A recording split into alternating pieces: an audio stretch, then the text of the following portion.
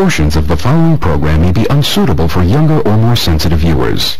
Viewer discretion is advised.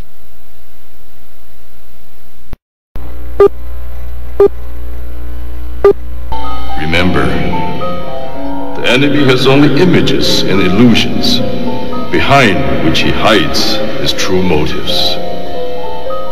Destroy the image, and you will break the enemy. I'm here to tell you tonight that the businessmen, the mayor of this city, the police commissioner of this city, and everybody in the white power structure of this city must take a responsibility for everything. Can you feel it? Can you feel it? Luther and I, and everyone in this arena tonight, are unified by the same great American values. We're proud of our country. We respect our flag.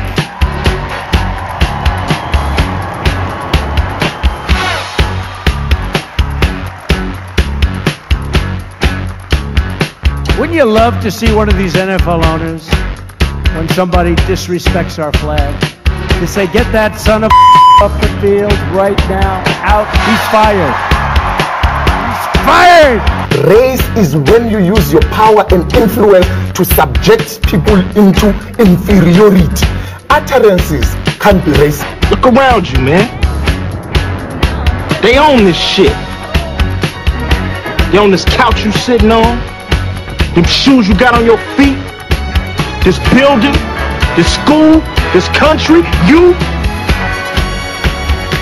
We're behind enemy lines, dog. So you must first of all remember that this system was originally designed with black people in mind. Right on, brother. Right on. And it definitely was not prepared for black people to in the end begin to demand their rights and an equal share in this country which they died for. Right on. Hey, and we definitely are not going back to Africa. We used to sing the song, "Good News, the Chariot is Coming." Here today, knowing that you have come to hear good news, you must realize in advance what good news for you might be bad news for somebody else. What good news for the sheep might be bad news to the wolf. They say, oh, things are getting so much better for you. In 1849, it was hitting blacks on the head 100 times a day. In 1990, they hit them 48 times a day. Isn't it better? Oh, it's got to be better. You're saying 52 blows. The only purpose of most black Americans on earth today is to destroy. I think that's noble. Italians love Italians. When Irish love Irish. But when a nigga loves a nigga, it's an unpardonable sin. They have blood in their hands. When we say they have blood in their hands, we are not saying him, George Bezos, went and killed. But white people colonized us. They dispersed us. They enslaved our people. They sucked our economy dry. They are still sucking it dry even today. That's white people. Tony Blair, George Bush, Napoleon Bonaparte, Leopold, Adolf Hitler, Benjamin Netanyahu. All white people, they are the same. They are racist and they are full of hate. I've been waiting for you. You have many questions, and though the process has altered your consciousness, you remain irrevocably human. Ergo, some of my answers you will understand, and some of them you will not. Concordantly, while your first question may be the most pertinent, you may or may not realize it is also the most irrelevant. Why am I here? Our world is coming crumbling down. The coons are coming. You have to understand that white America has an uncanny way of making the victim the victimizer. Excuse me, Master, in the way of your club. Not that your club is brutalizing my head and putting hickeys on it. My head got in the way of your free swing and broke your shiny stick, and I want to apologize for that. Your life is the sum of a remainder of an unbalanced equation inherent to the programming of the Matrix. You are the eventuality of an anomaly which, despite my sincerest efforts, I have been unable to eliminate from what is otherwise a harmony of mathematical precision. While it remains a burden assiduously avoided, it is not unexpected and thus not beyond a measure of control, which has led you inexorably here. There are more connections in the human body than there are stars in the galaxy. We possess a gigantic network of information to which we have almost no access.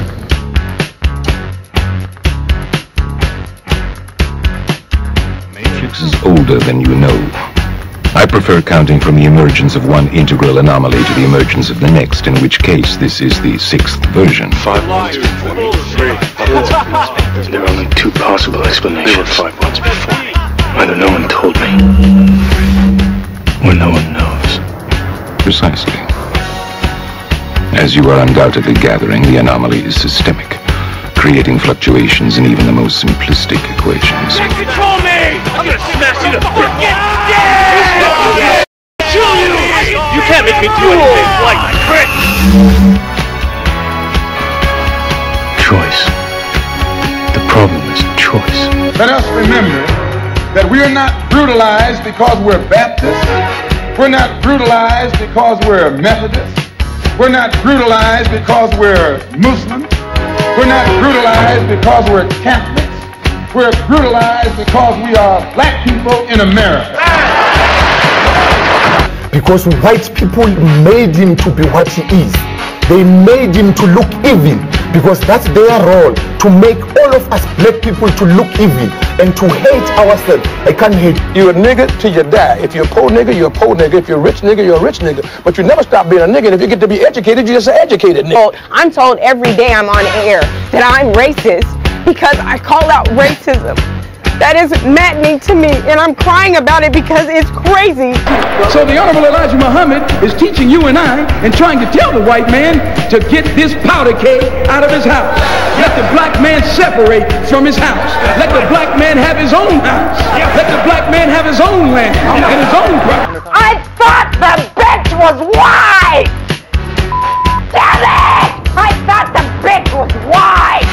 That's true. I think that white people are so guilty, knowing what they've done to black people, that they feel if the deeds were reversed, they would hate the black man if he had done the same thing to them.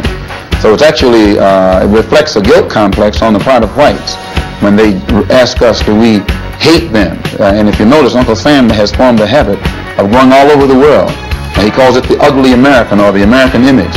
He thinks that everybody hates him because it's a guilt complex. And if you think that if you are worried about Europeans hating you, and they're your allies and your cousins, well, naturally it would follow for you to think that Negroes in this country would hate you, especially in light of what has been done to black people in this country by white people. Now, check it out. The white ball dominates everything, right? Knocks the shit out the yellow ball, the red ball, right? And the game's over when the white ball drives the black ball completely off the table. But you have to see that all of this is hypocrisy. I love Malcolm. Malcolm called me the Sunday that he died. I was working Basin Street East. He said, "Brother, you coming by today?" And I said, "Malcolm, I love you."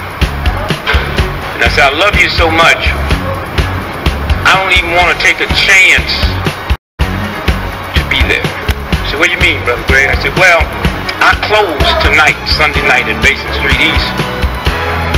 And I said, "But I had my wife book me a flight into Chicago at 8 o'clock this morning, and I'm going to Chicago, and I had way beneath my salary booked me into a college about 10 miles from the airport. And I'm going to go there and speak this afternoon, and I'm going to stay there until they tell me you dead. Because I'm not going to let this government get 2 of us for the price of 1. And I'm going to call Adam Clayton Powell when I finish talking to you and beg him not to come there. Because today, the United States government is going to get you." Yeah, what's good, everybody? What's good? That's right. Guess who's in the house? It's the most hated show on the black corner of the internet. It's the most hated because it can't get past 100. subscribers, views, whatever you want to call it.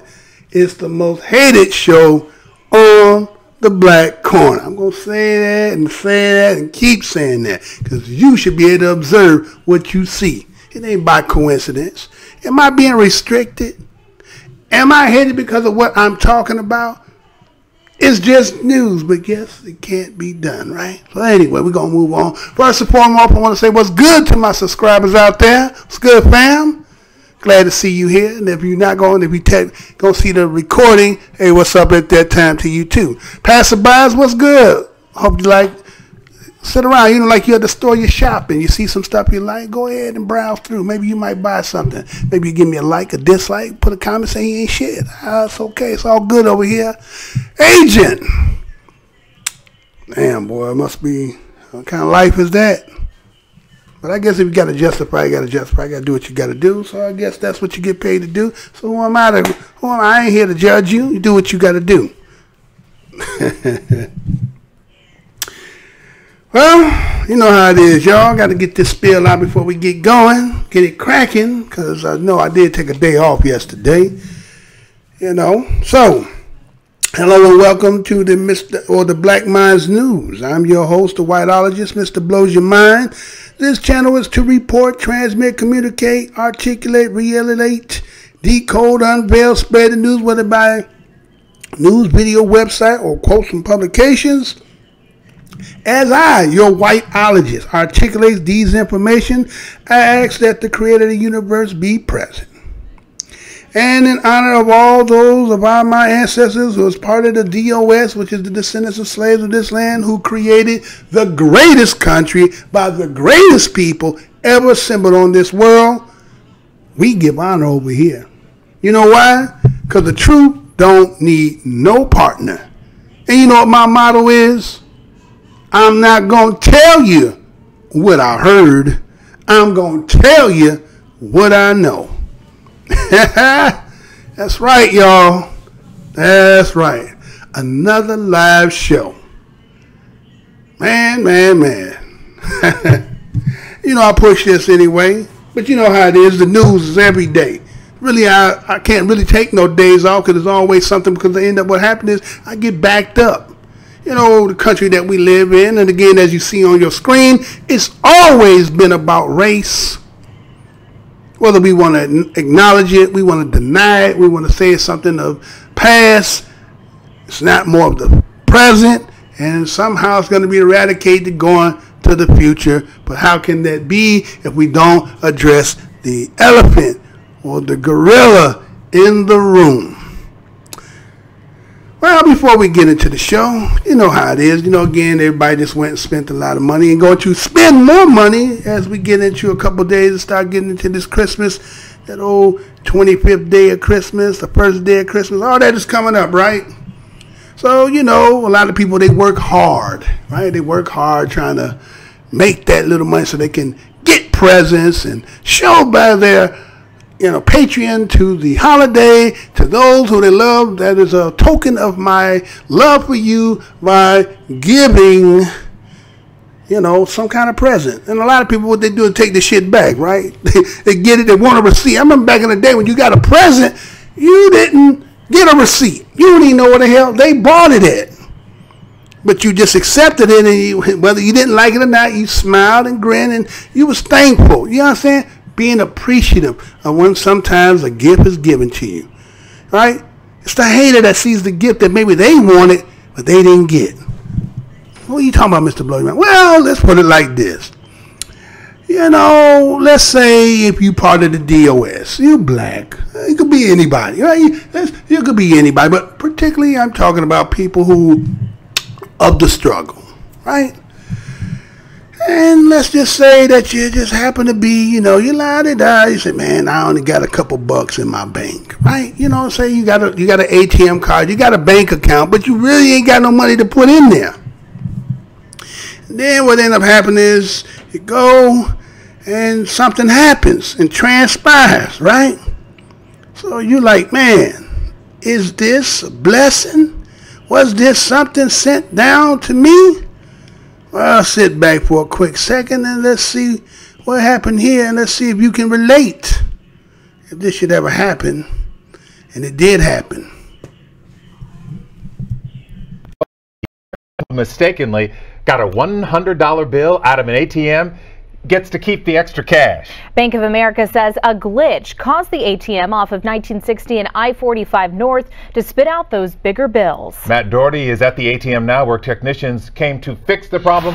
Matt, the question tonight is, what would you do? Well, Lynn, I think I'd have to give the money back, as I think most people would do in this situation. This parking lot looked like a Black Friday line last night, with lots of people coming back for more. As daylight shines on the magic ATM, an armored truck arrives to restock all that was taken. The machine wasn't really magic, it was a mistake, spitting out $100 bills to a crowd that continued to grow last night as word spread about the problem. Some of the people reportedly used store-bought debit cards to access the cash, put tape over the ATM's camera. The Harris County Sheriff's Office says they showed up when they spotted the frenzy and put an end to the free money, turning away folks trying to get some more. But is it a crime to take money from an ATM that you know was incorrectly dispensed? Yes. And if you don't return the money, you could be charged with theft. But a couple of hours ago, we learned that won't be an issue. Bank of America sent us this statement, which reads, quote, "This was an incident at a single ATM in Houston caused when a vendor incorrectly loaded $100 bills in place of $10 bills. We have resolved the matter. Customers will be able to keep the additional money dispensed." Now, those people were lucky, but just remember, if you come to an ATM like this and it gives you some extra cash, you may not always be free to keep it. Lynn, back to you. Man, oh man, oh man. That's an early Christmas gift for some folks. Thank you, Matt. Right. Right? Think about that. You went to an ATM machine and you was dispensed. Maybe again you was on your last ends. Maybe you only had your last $20. Maybe it was $5 in there. Maybe you just had $10 in there. Right? You went in there and the 10 turned into 100.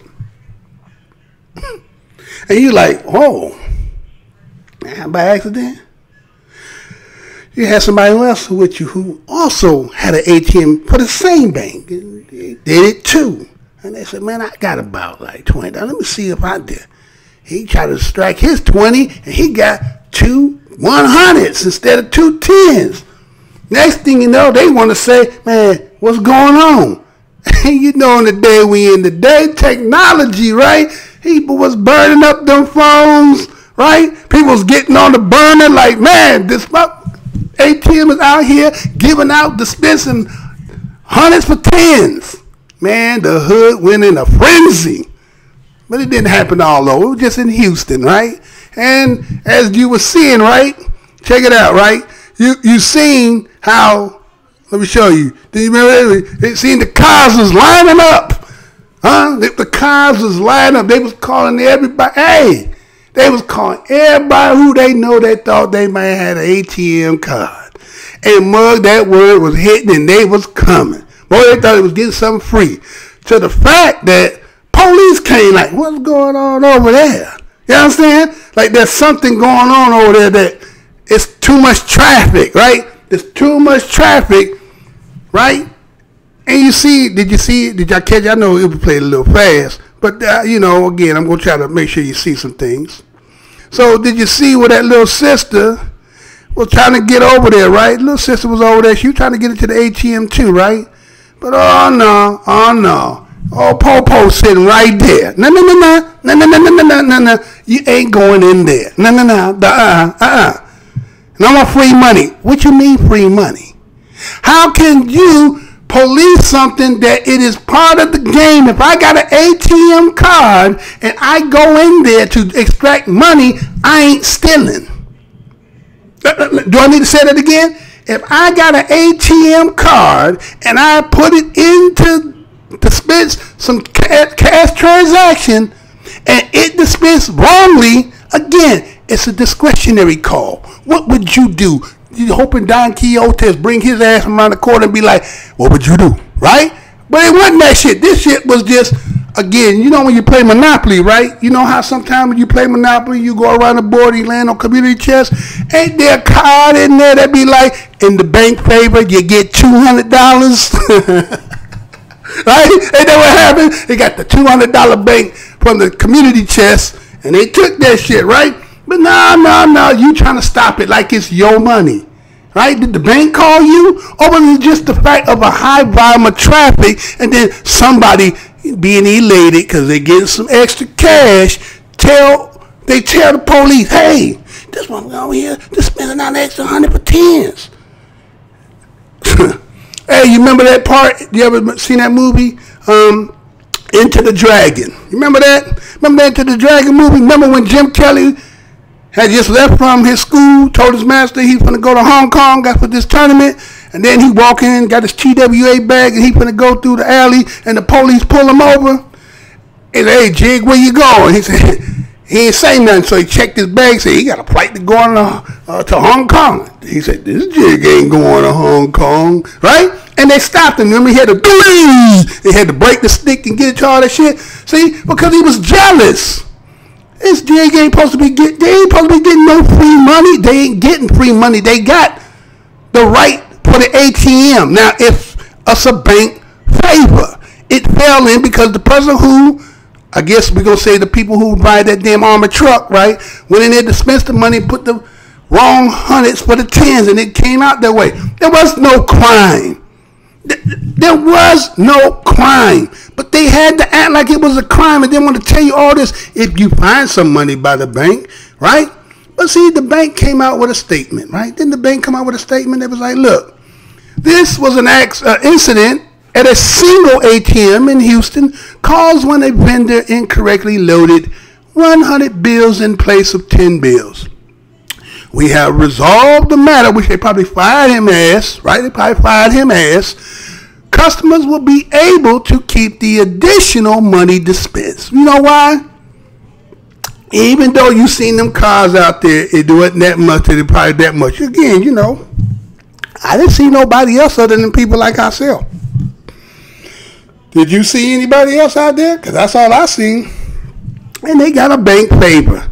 So they got a blessing in disguise. Because matter of fact, when you do it historically, isn't it, we're going to say, tracing that bank, Bank of America, and it got something to do with ancestors and having us on plantations and all that stuff. So anything you give us, we always going to take it. You understand what I'm saying? We going to take it. So again, that's just to start the show off on a little something right there. Right? You know how we do it. So, you know, the last time when I got off, that last show, those who peeped that last show, right? When you peeped that last show, right? What nobody told me is he said you didn't have no volume, but what you didn't tell me is you didn't tell me that you didn't hear the actual video of it, right? Somehow the volume went off on that particular. So today, because of what took place, I'm going to re-bring it back tonight so that you can see what actually was said. And then, again, I'm going to show directly exactly what I'm going to do that night. So, again, I'm going to show it to you. Sit back for a second. Check this out. And here we go, right? Continue the work.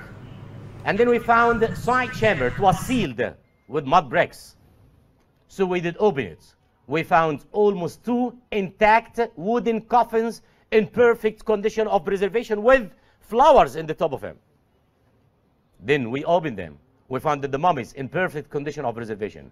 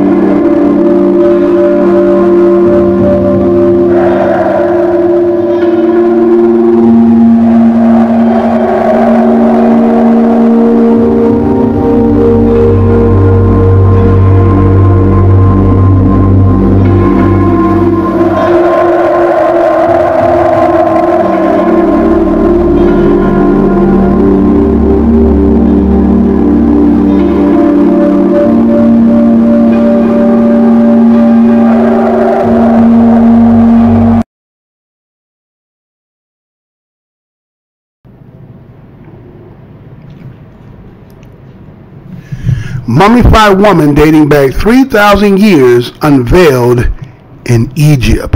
You know I'm going to say that again.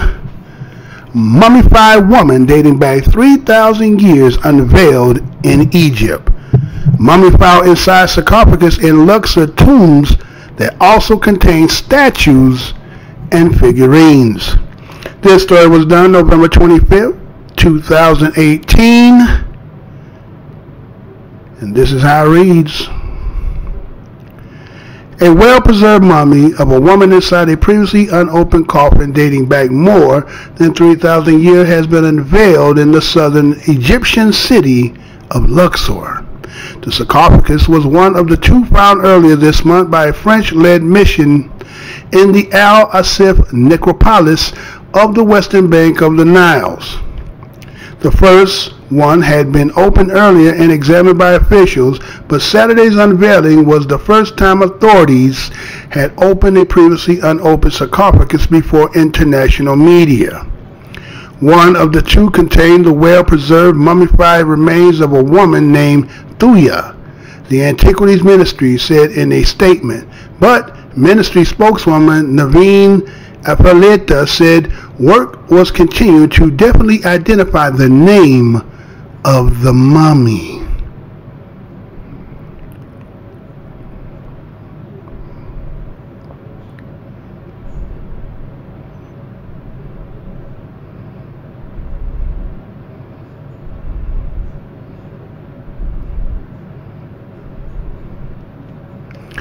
One sarcophagus was Rishti style, which dates back to the 17th dynasty, while the other sarcophagus was from the 18th dynasty.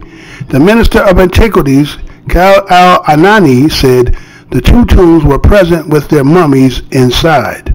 The 18th dynasty dates back to the 13th century BC, a period noted for some of the most well-known pharaohs, including Tutankhamun and Ramesses II. Located between the royal tombs at the Valley of the Queens and the Valleys of the Kings, the Al Asif necropolis is the burial site of the nobles and senior officials close to the pharaohs.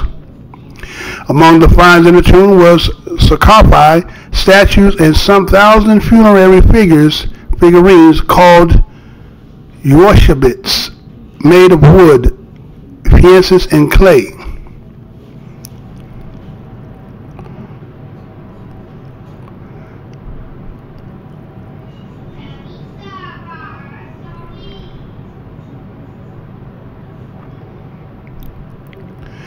The tomb belonged to Thal If, the mummification superior at the temple of Mut in Karnak. According to the ministry, the tomb, which also contained mummies, skeletons, and skulls, date back to the Middle Kingdom almost 4,000 years ago, but was reused during the late period. Rubble 300 meters deep was removed over 5 months to uncover the tomb, which contained colored ceilings with painting depicting the owner and his family. Egypt has revealed over a dozen ancient discoveries since the beginning of this year. The country hopes these discoveries will brighten its image abroad and revive interest among travelers who once flocked to its famed pharaonic temples and the pyramids, but who have shunned the country since its 2011 political uprising.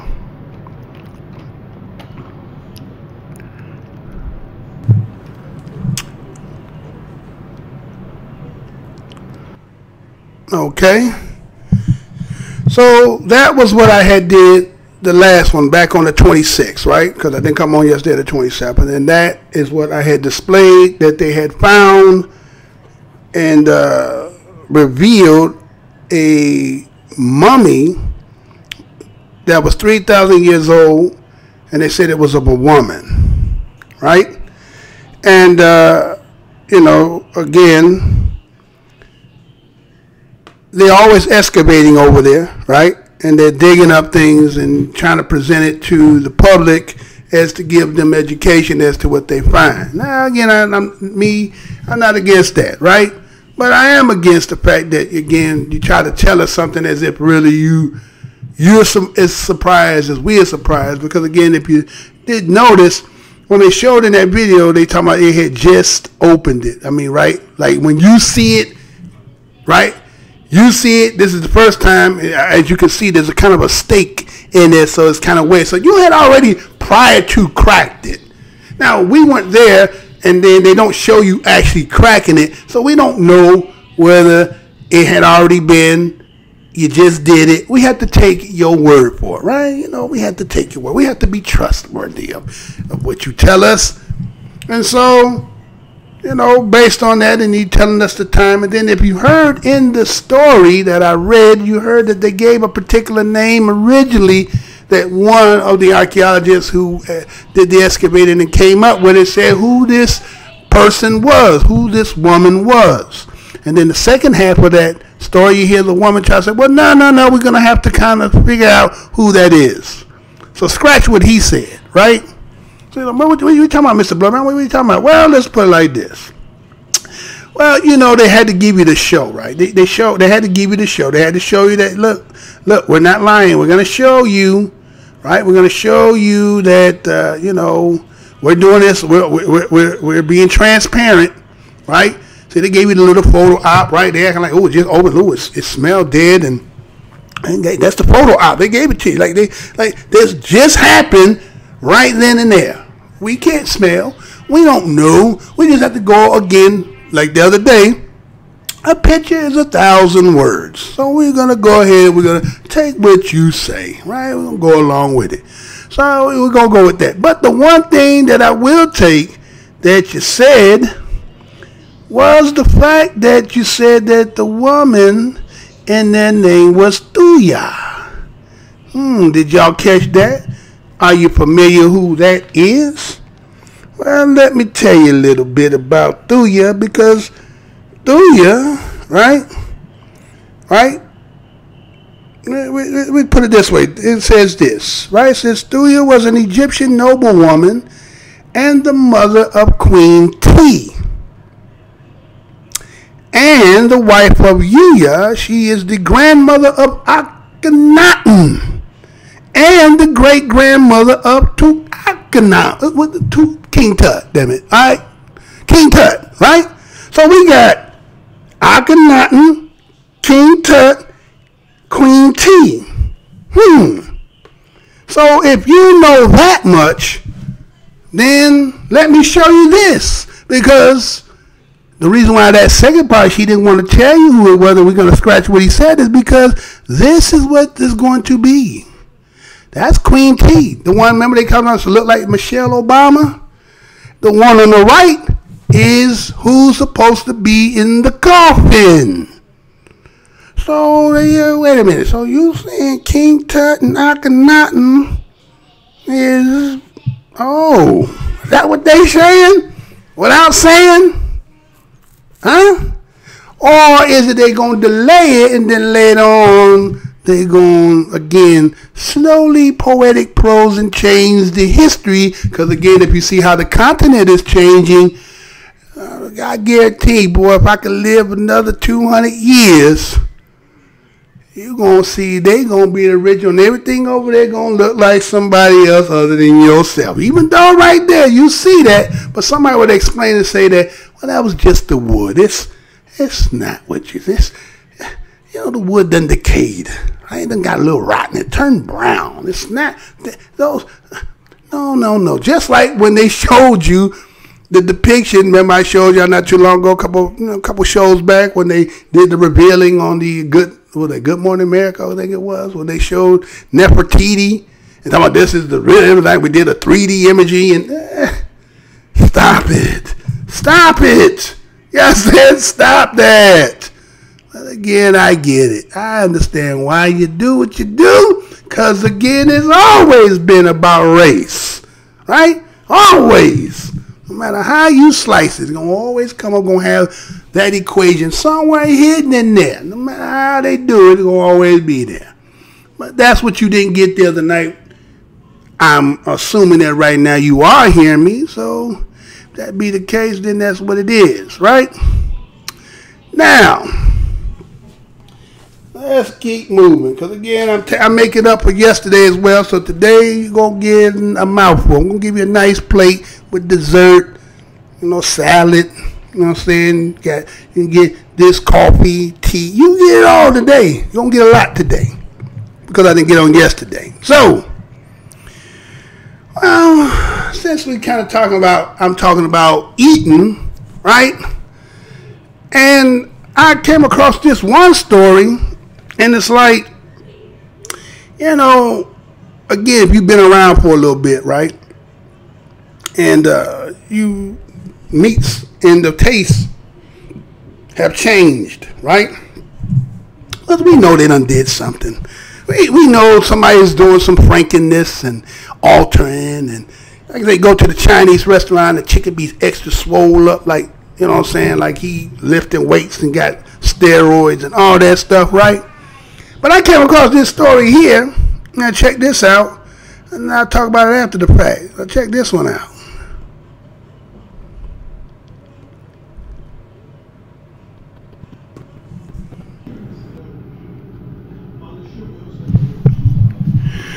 $220 stone Australian steer knickers spared from the barbecue because it is too big to fit in an abattoir.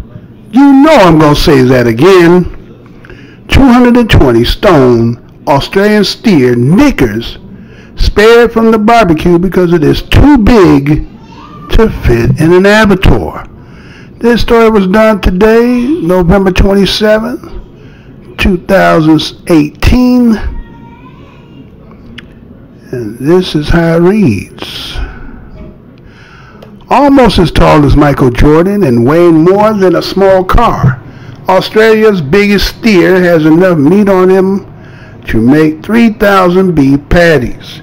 But Nicker has been spared from the barbecue after it turned out it was too big to be processed in a normal abattoir. The 194 centimeter, which is 6 foot 4 inches, Holstein Friesian will instead live out his days on a farm 85 miles south of Perth, Western Australia. Nickers was originally purchased for $400 as a 12-month-old to act as a coach for other cattle. The steer was put up for auction last month, where it was granted a reprieve. It was too heavy, wouldn't be able to put it through a processing facility, farmer Jeff Pearson told Perth Now, so I think it will just live happily ever after. Nickers earned its name after befriending a Brahmin steer called Bra. The steer, the term for castrated male cattle, is unofficially believed to be the biggest in Australia. The previous contender, Big Moo, is 4 centimeters shorter. The world's tallest living steer is an Italian Chiena ox measuring 2.03 meters, which is 6 foot 7, from hoof to withers, according to the Guinness World Records. Boy, can't you see the barbecue sauce on that big motherfucker there? Huh, boy, huh? 3,000 beef patties, boy, but I bet that boy, what is in him? Yes, how big that mug was. Talking about he almost as tall as Jordan, but this mug like tons, huh? He ain't even no cow.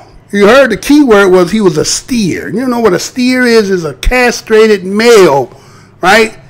He was actually just used as a coach to, but now he like the big swole up mug, and then he like the Hulk. He too big to get up into the slaughterhouse.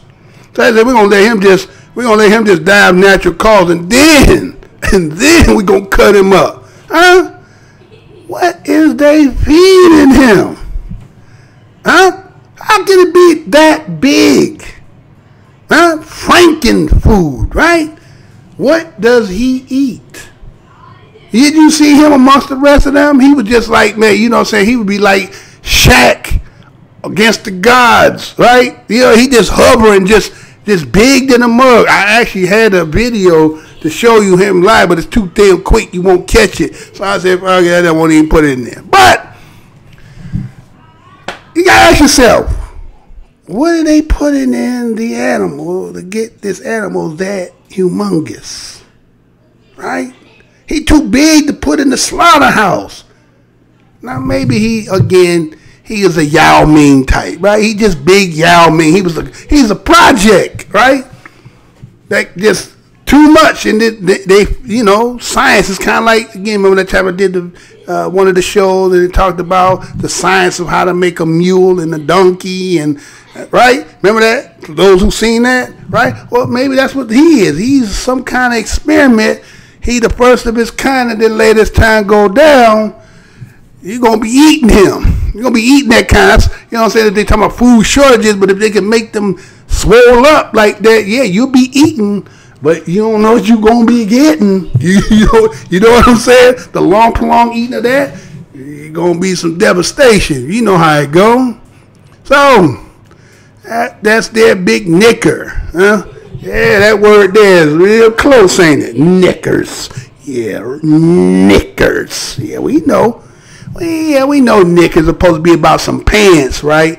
But I did some etymology, and I got that word that it sounds like. Because matter of fact, I think Snickers had something to do in reference to it too. You understand? But again, don't quote me on that.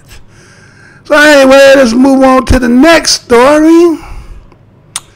Or should I look out and see who out here? Let me make sure everything working good out here. Let's see. I got 8 in the house. All right.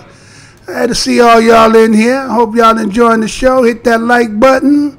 Hit that dislike. Hit that I ain't shit comment. It's all good. Ford Thomas in the house. What's good? Angela Barron in the house. What's good, sister? Natural Nature. Fresh as Hell.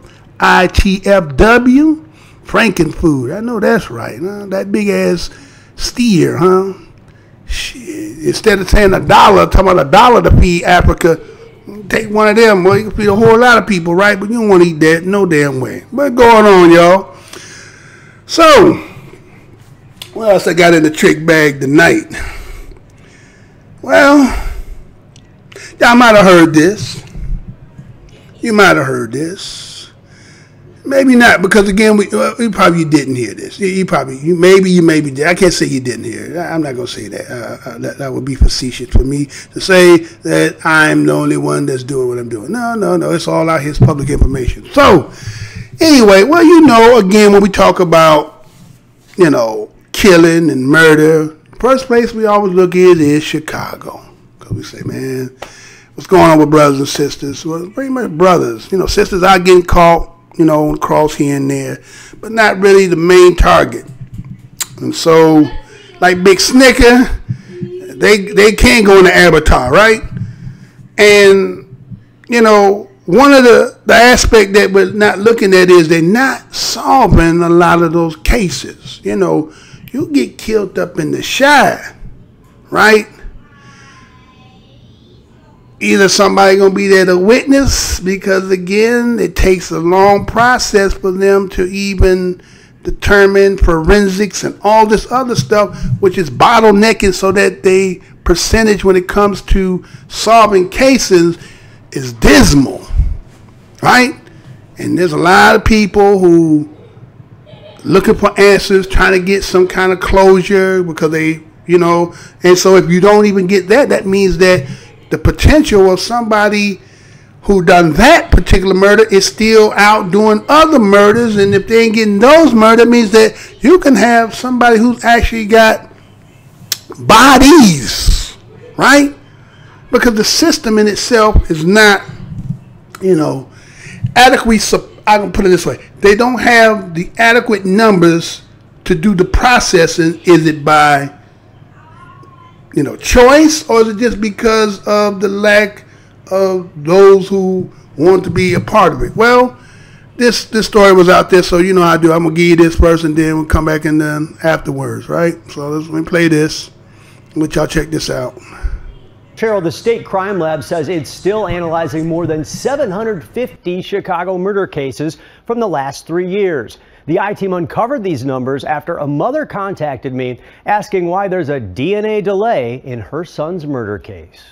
My son was my world. 1 year and 2 months later, I don't think there's a day I wake up that I don't think about him. I cry every day. Carmia Tang says she's still waiting on DNA results from the murder scene of her only child. Someone that killed my child is walking around free, and they could possibly kill someone else. Jeremy Tang was an active 20-year-old college student. He died in September of 2017 after being shot in the chest while sitting in his car. If that person has DNA in the system already and they've swabbed the car or they've swabbed that person's body, then that could lead to an arrest. Tang claims that detectives told her that higher profile murders could be processed faster. My child might not be high profile to the news or to the police, but he's high profile to me. Under the Freedom of Information Act, we asked the Illinois State Police for the number of Chicago murder cases from 2014 until present in which the Forensic Science Crime Lab is currently analyzing DNA. In 2014, 2 cases. 2015, 1. 2016, there's still 32. And the numbers skyrocket in 2017 to 356 murder cases still being analyzed. So far in 2018, 375. Total it all up, 766 cases still being analyzed. We shared our data with the 5th District State Senator Patricia Van Pelt.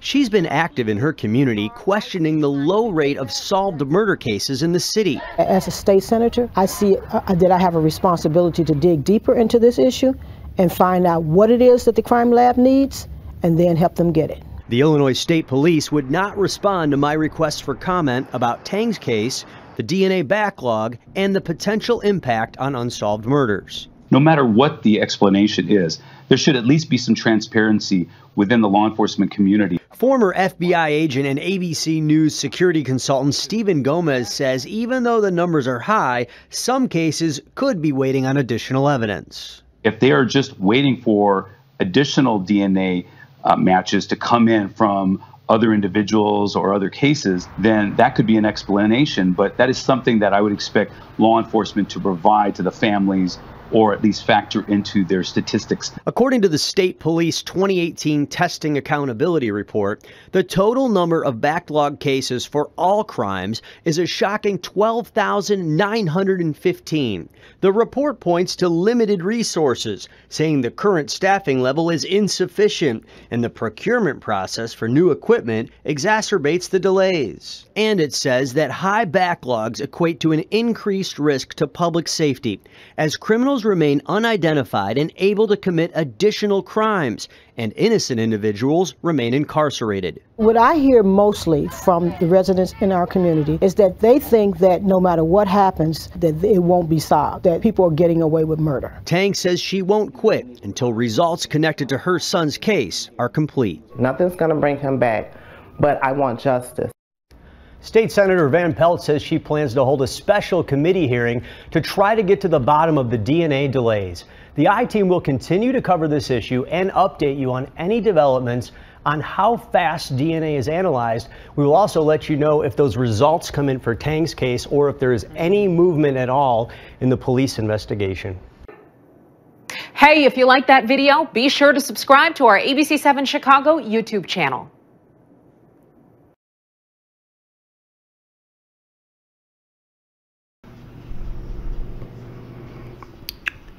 Hundreds of Chicago murders may remain unsolved due to DNA processing delay. You know I'm going to say that again. Hundreds of Chicago murders may remain unsolved due to DNA processing delay. This story was done November 15, 2018, and this is how it reads. Chicago, the ABC7 I-Team looked into delay in processing DNA at the Illinois Forensic Science Lab that one state senator said could be allowing people to get away with murder in Chicago. Covering the last 3 years, there are more than 750 Chicago murder cases from the last 3 years halted at the State Forensic Lab, which is currently analyzing DNA. The I-Team uncovered these numbers after a mother of a murdered victim emailed them about her son's case, wondering why the DNA evidence had not been processed. It's very hard. I mean, nothing is going to bring my child back, period. Nothing is going to bring him back, said Carmiel Tang about her son Jeremy. But I want justice, and the DNA may give justice. It may not. 1 year and 2 months later, Tang says she's still waiting on DNA test results from the murder scene of her only child. My son was my world, she said. When Consumer Reporter Jason Knoll sat down with Tang recently, he wondered how frustrated she is with the delay.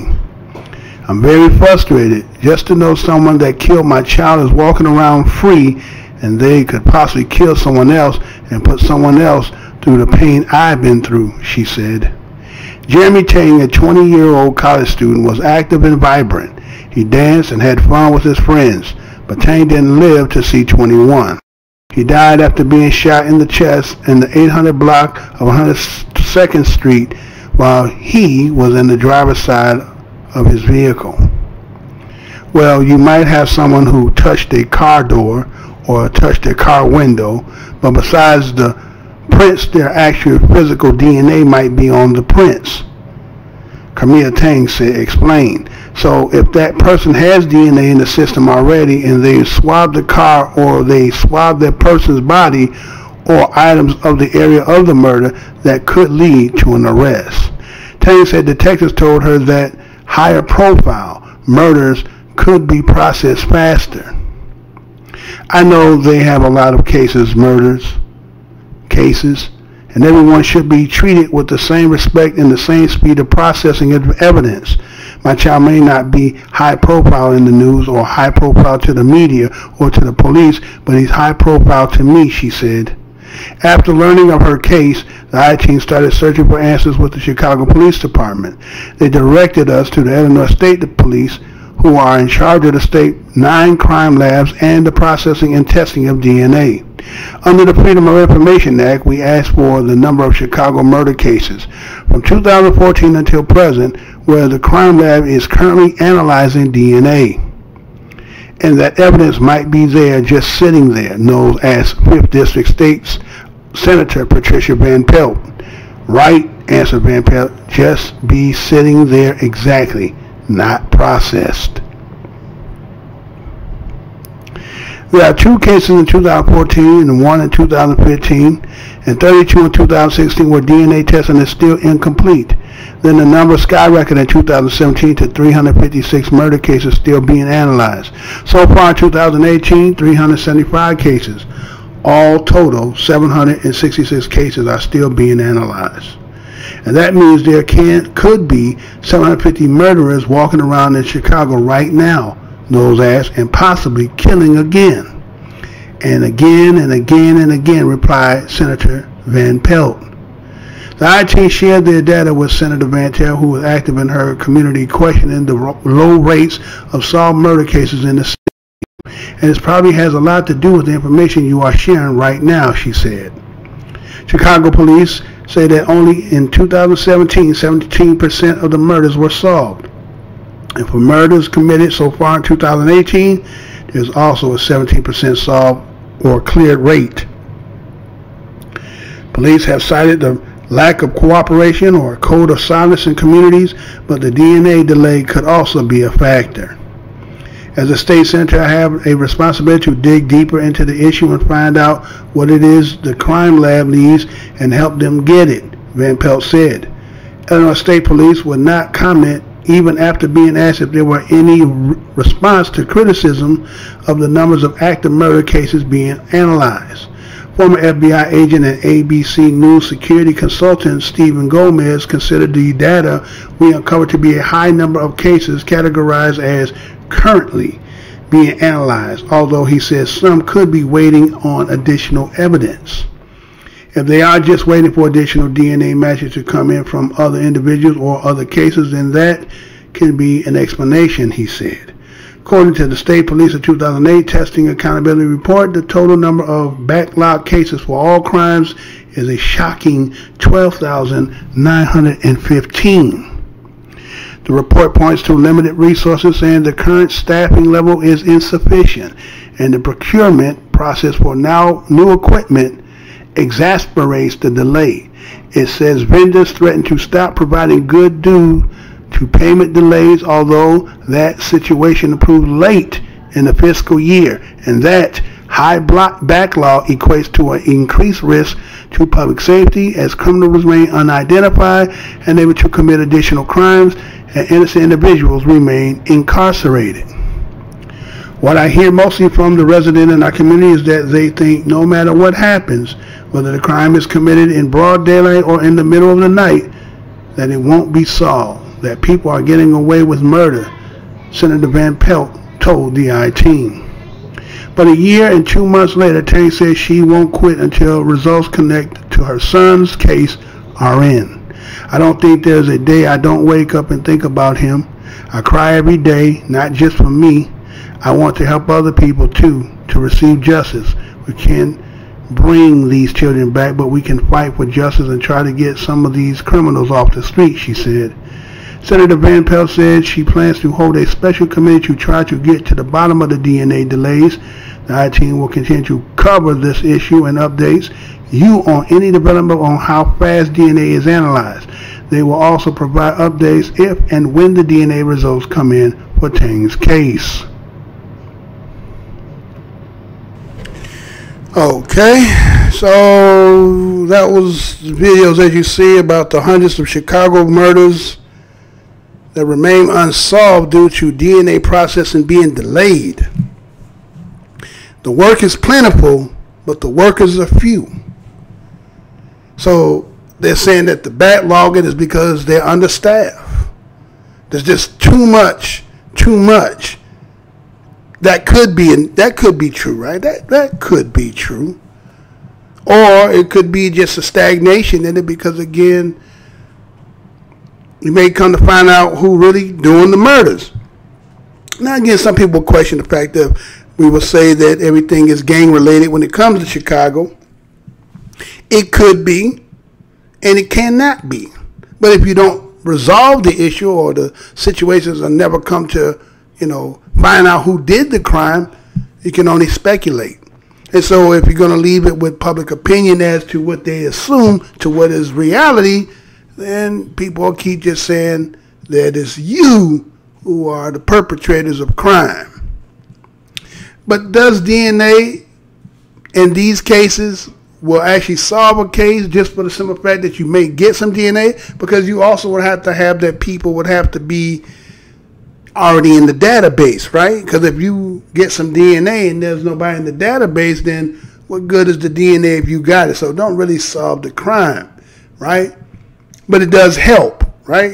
I guess it would be something help that actually to pinpoint, because again, if you live in the city of Chicago, a lot of people, again, they know the old thing is about snitches get stitches, right? So a lot of people know that if a mug can come and shoot you in broad daylight, right, they ain't got no problem with coming at your door. So a lot of those situations not going to be resolved because the people, the community is not going to get involved like that, due to the simple fact of the retaliation is high. And then as the story tells you, that a lot of the murders are not being solved, so that means that a lot of them are still walking the streets, if that should be the case. Or due to some of the other stories I talked about earlier, maybe there's some other elements that is hiding and cloaking, right? But again, it's under the cover. We can't see it. Maybe as time goes on and things will be revealed, because again, DNA is only one aspect of it. But again, does it get to the core bottom of what you need? That's another thing. So again, food for thought for those who look at the Chicago situation and realize why the rampantness of it keeps continuing is because you almost can get away with it, right? So, all right, due to historicalness, right, and what done transpired over the years, a lot of this is a cause and effect that the sickness has done got out of hand, and the infiltration of drugs and so forth breeds in high high unemployment and high incarceration breeds the kind of environment. So, you know, again, it is what it is, right? All right, so I'm going to go to my next story, right? Well, this one here, right? Well, let's say put this one. This one here, again, it's always like the title on your screen says. It's always about race, right? Even in that story there that I just did, there's race involved in that. But it's hidden. It's hidden so well to the fact it's undetectable.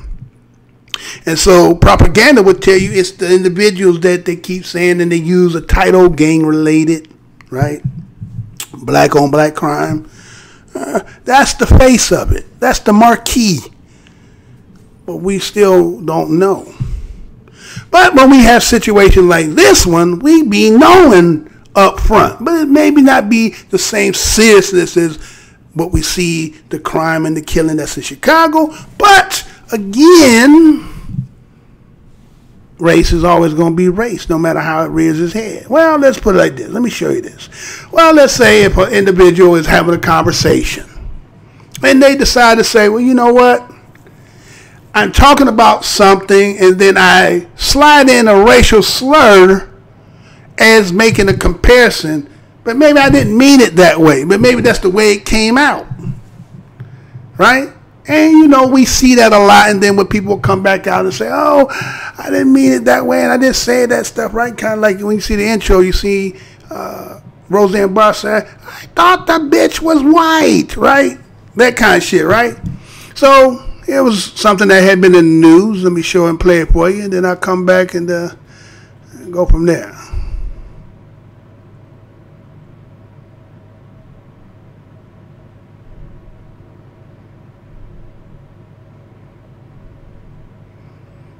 I'm being a little delayed there. Let's go. Get it. Let's go.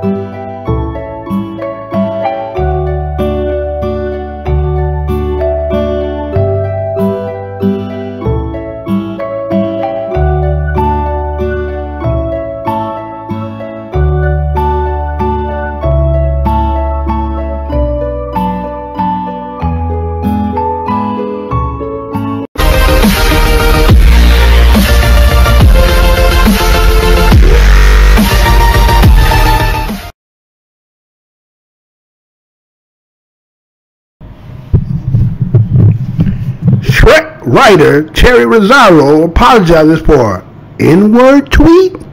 You know I'm going to say that again. Shrek writer Terry Rosario apologizes for N-word tweet. This story was done November 26, 2018 from CNN, and this is how it reads. Screenwriter Terry Rosario has apologized for using a racial slur during a Twitter discussion about vaccinations.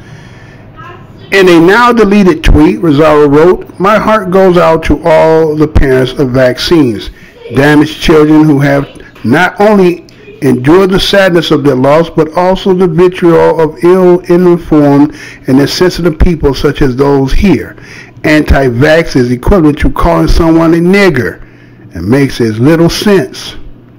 The writer of film, including Shrek and Aladdin, found himself coming under fire for the comment and apologizes in a series of tweets. In a recent Twitter post arguing against stereotyping and hate speech, I referenced the N-word, the actual word, nigger, as an example of what not to do. He wrote, "That was a mistake. I am sorry." Zara went on to write, "I now understand that the word has no place in any conversation ever. You can't make a point against hate speech and reference actual words of hate speech." He tweeted, "That was insensitive and ignorant." Okay? Oh, Shrek. Right? Yeah, I remember that. You know, Eddie Murphy was the donkey and all that good stuff. Some a lot of people that, and you got kids, grandkids, whatever yourself, seeing Shrek, you kind of like that movie, right? But again, you know, it's always been about race, right? It's just that one thing that nobody really wants to address. Only when it happens to be the spotlight on you, then I said something and I probably wasn't thinking about it, but I said it and I apologize. Like I shouldn't have said it. No one should be. No. You can't say it. It's nothing about we can't say it. I say it all day long because they don't have the same meaning. Don't have the same implication to it. It don't have the same vitriol in it, right? So that screenwriter Terry also he apologized for using the racial slur, right? And the problem is that people seem to be who are on the outside of that when they're trying to make a comparison, because we done heard this many times, right? That people make some kind of analogy as to what they're talking about and using the comparison to like saying nigger. See, I can say it. I can say it all day, right? So, with that being said, there's no comparison because you don't understand. It's not just the word in itself, it's the history to it. It's what we still go through to this day, even though it don't be said, but we can feel, you know, the spirit of it. Just like I didn't talk about tonight, which is about what happened in Mississippi. Remember the runoff, right? Remember that I talked about the story about the Mississippi? And remember, they came out with the noose the day before in the runoff, right? 7 nooses in the Capitol, right? So that was the symbol to put in the minds of the people.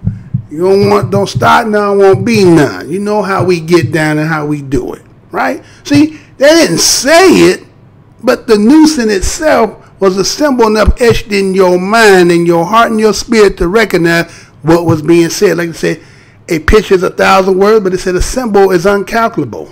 Right?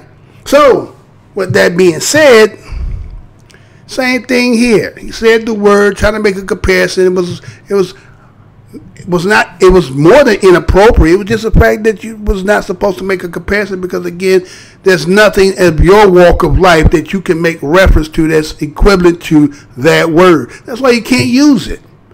You, again, don't walk it.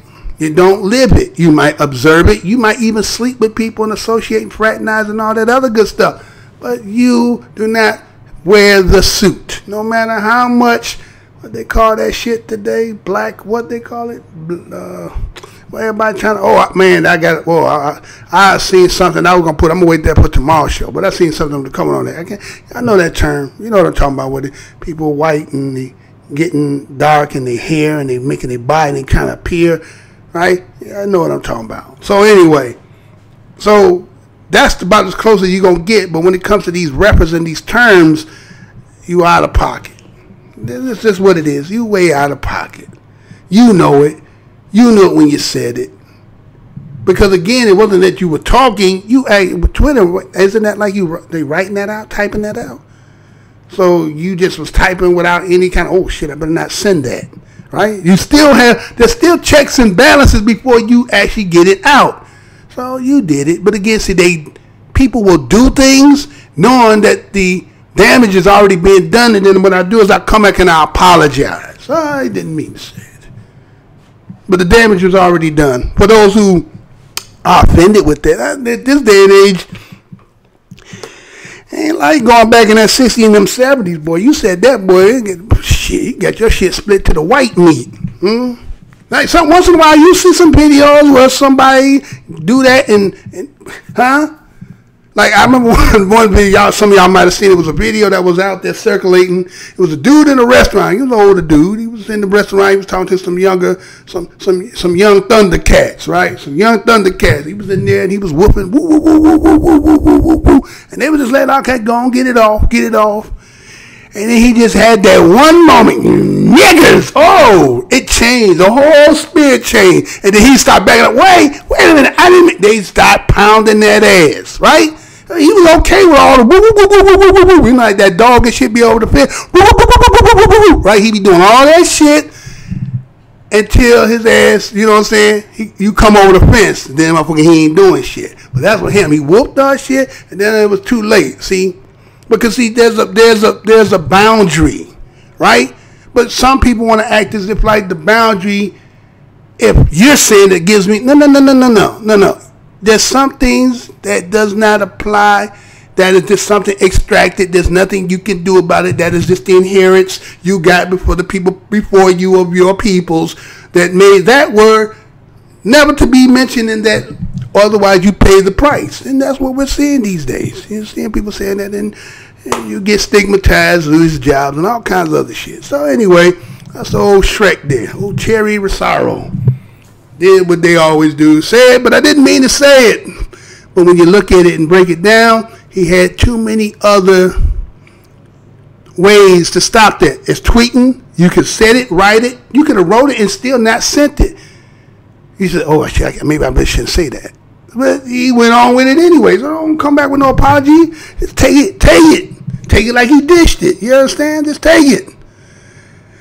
All right, so while we on the topic about race, right? So I'm on the topic of it. So I guess I'm just gonna have to give you this one because this was in the story too, and I'm kind of really. Let's see. Let's go here and then I'll come back. Well, I'll just set it up a little bit. How about that? Well, you know, just like that word nigger is kind of a detrimental word.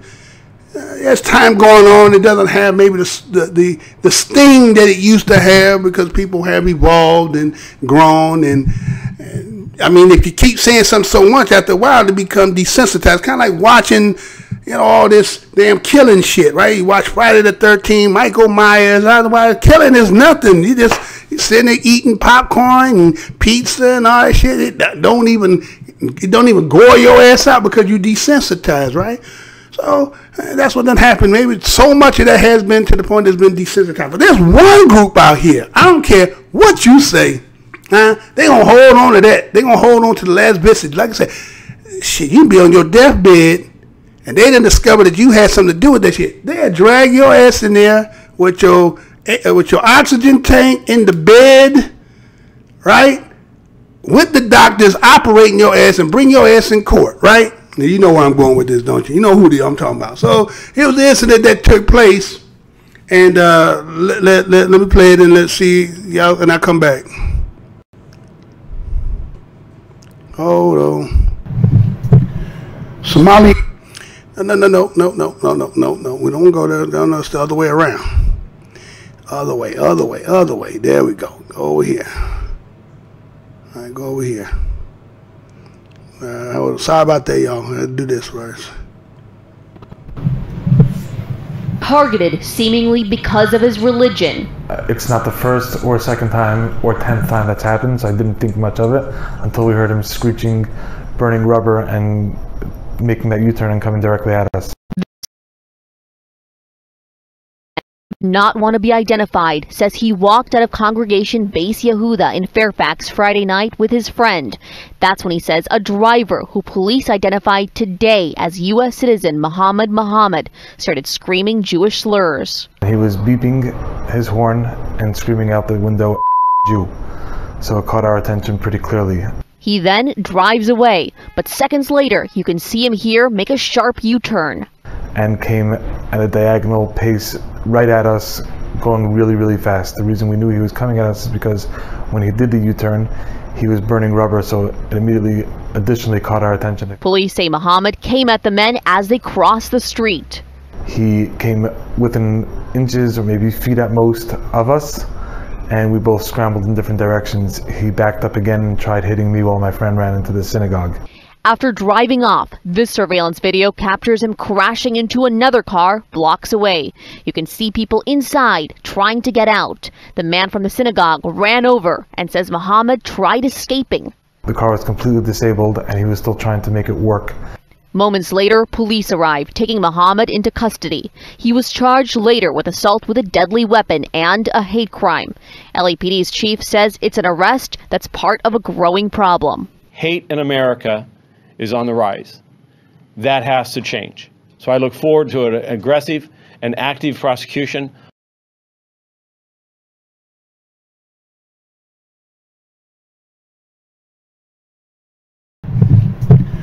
Somali immigrant yells slurs in attempt vehicle attack outside Los Angeles synagogue. Police says. You know I'm going to say that again.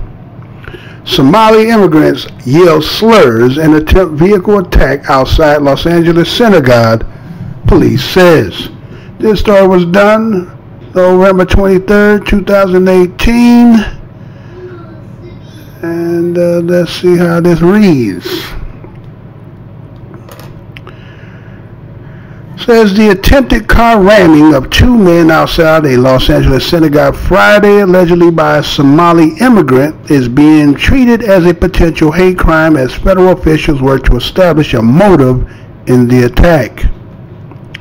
Muhammad Abdi, 32, was arrested outside Congress Bayes Yehuda after the incident, which took place around 9 p.m. on Friday, the Los Angeles Police Department said Monday. Two men reported they saw a vehicle being driven by a man identified as Abdi who yelled out anti-Semitic expletives referring their Jewish heritage before running a red light, making a U-turn and accelerating towards them really, really fast. The reason we knew he was coming at us is because when he did the U-turn, he was burning rubber, so it additionally caught our attention. One of the victims, who wished not to be identified, told Fox 11 he came within inches or feet from us and we both scrambled in different directions. He backed up and tried hitting me while my friend ran into the synagogue. Surveillance video released by police showed the car allegedly being driven by Abdi making the sharp U-turn before speeding at the two men. In another video, the car can be seen crashing into another vehicle 2 blocks away. The victim told Fox 11 he then saw Abdi try to escape. The car was completely disabled and he kept on trying to make it work, the man told Fox 11. So we have Muhammad Abdi, double Muhammad, boy. You know he got it, boy. Muhammad. He came at him, boy. He seen them, but again, we only get one side of the story, right? Why would a man from Somalia, who ended up becoming a citizen of the United States, you know how they normally, they ain't here trying to rock no boat. They just here to get what they getting into some education, some school. They try to stay amongst their own people. They don't try to interact too much. But for him to go out his way, boy, they seem to be out. But he was, you know, he came back, you know what I'm saying? They busted you on him. He busted at you. He was coming back. They didn't want to say what the slur was. He just said something Jew. Now, is Jew the slur or the motherfucker? Or what was it? What was really the slur? Because I don't know what the slur is other than the word Jew. Is Jew a slur word? I thought that was just sharp Jewish, Jew or Judah, right? When did that become a slur, right? Now again, whatever that all was about, you know, Muhammad was trying to handle it. But, you know what I'm saying, one ran up in the synagogue, the other one, they say, it was almost ran me over, you understand, and now he getting a hate crime. And so they use the opportunity right there based on, if you be watching this show, you know that they already talked about hate crimes has risen in this country about 17%. It breaks it down. Who are getting it more to say, well, the people who are under the persuasion of religion, who are considered to be Jewish, a lot of attacks are being thrown at them. But when it comes to us, the DOS, the black Americans of this country, I think, again, we just talked about Shrek, right? We talked about that Terry Rosario. What is that? Is that hate crime? Well, they're just some slurs. They just said some words, and that's just what it is. It don't get like that with us, right? We don't. It becomes uproar when we all get there and we start talking about it. And I guess because we want to shut our damn mouth, then something end up happening. But in this case, you know, we're going to jail. He's gonna get labeled as hate crime. So I'm pretty sure he's probably gonna end up getting deported, right? So Muhammad is on his way back to Somalia and going to lose his citizenship most likely, because if you heard that cop, he said, yes, we're going to prosecute to the fullest. So guess what, Muhammad, they're coming after you, sir. So whatever it is, if you didn't get it out or get it, then, you know what I'm saying, he tried to escape. He tried to get away, but he crashed, you know what I'm saying? You know, he ain't been here long enough to handle it. He know how to whip it. He did the U-turn, right? You know what I'm saying? He done watch some boys in the hood and all that good. He tried to whip it, but, you know, came short of the bean pie. Again, we don't make light of it, but it is what it is, right? Sometimes you got to have a little fun with it. So, let me look out here and see who, well, I already did that right now. Look who already out there, right? So, let's go on with the story. I got some of this here. Well, since we're talking about Somalia, so we're talking about the continent, right? Talking about the continent. Did y'all hear about what they doing on the or about to present to the continent? And I thought about that. I said, man, you know, I know they've been kind of targeting outside the United States, right? They've been targeting outside of the United States, again, because of the dollar. It's expanding, right? But I'm like, this is the home of this. Where you gonna get better than homegrown? Well, at one time, that's the way it used to be. It was like you would prefer to get the homegrown because it produces the best. But, you know, some people have a problem. Why it's 80%, 90%. We need it to be diverse. We need to be in it. Really is what they say. We need to be in it, or not you guys anymore. Man, we get a little tired of it. You know, you guys get a little uppity and niggerish and you want to protest, so we're going to start expanding. So check this out, what happened. Matter of fact, let me see. Let me do it. Yeah, do it this way. Do it this way. And yeah, let's do it this way. All right, so check back. I got this set up for you. Check this out, then I'll be right back.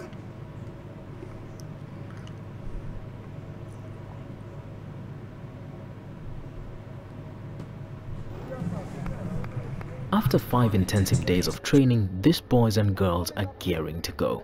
They're part of the Youth Sports Outreach, an initiative that saw more than 450 participants aged between 10 and 14 get training from retired NBA stars. Senegalese-born American Astou Ndiaye, who worked along with NBA star Charlie Bell, said initiatives like this are important not only for basketball, but also for personal development. It's been great being here in Cameroon and seeing how excited the kids are about the program. It's just great that all of them are in school, all of them are following a curriculum, making a balance between sports and education, which is what our youth need in the continent. The highlight of the initiative was an NBA-style tourney where junior teams, the Bucks and Kings, squared off in the final. The game was part of a league featuring 30 teams from Yaoundé, with each school representing one of the 30 NBA teams. The league is meant to not only teach the players how to use the sport for empowerment, but also as a unifying factor in the society. The expectation would be for the level of discipline that they have been following to go up a notch and make sure they support the kids and get them to believe that it's possible. Similar programs to help grow and improve the youth basketball experience for players, coaches and parents are set to be organized in Mozambique, Nigeria, Senegal, South Africa, Tanzania and Uganda. Leslie Marungu, CCTV. Academy is the NBA's latest push to spot and develop athletic talent in the sport of basketball outside of the United States. The New York-based organisation has already opened up elite training sites in China and Australia, with another due to open in India in 2017. Girls and boys 16 to 18 years old will be able to enrol in the academy. The organisation says NBA-trained coaches will focus on player development, education, leadership and life skills. The company's managing director for Africa predicted the new academy in Senegal would not only increase the number of players coming into the league from Africa, but that they will be better prepared to play at a higher level, whether that's in the US or internationally. This isn't the first time the NBA has taken an interest in the continent. Last August, South Africa hosted an NBA exhibition game in Johannesburg. The centre will officially open in May. Kevin McAleese, Washington.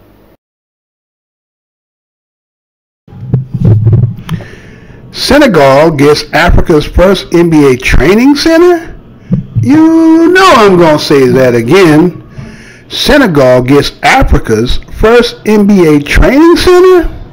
This story was done November 28, 2018 from CNN News. And this is how it reads. The National Basketball Association on Monday commissioned a new training center in Saly, Senegal, the first of its kind in Africa, as part of a drive to attract young teenagers to the league. The new facility, which features 2 indoor basketball courts, a multi-dimensional activity center, a weight room, conference room, as well as dormitories and educational facilities, will be the primary training location for NBA Academy Africa future hopefuls from across the continent, the league said in a statement.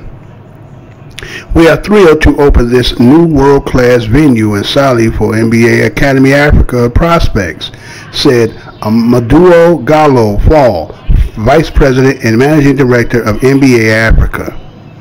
This facility will provide aspiring players from across the continent with the state-of-the-art courts and training equipment under the tutelage of our NBA coaches and our world-class academic staff, he said.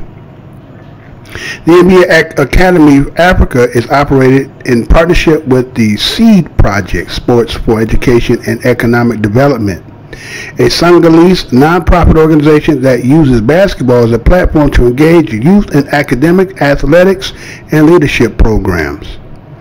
Youngsters at the center will hope to follow in the footsteps of Senegalese native Gaguro Dang, who is an alumnus of the SEED Project and went on to land a mammoth $64 million deal with the Minnesota Timberwolves in 2016.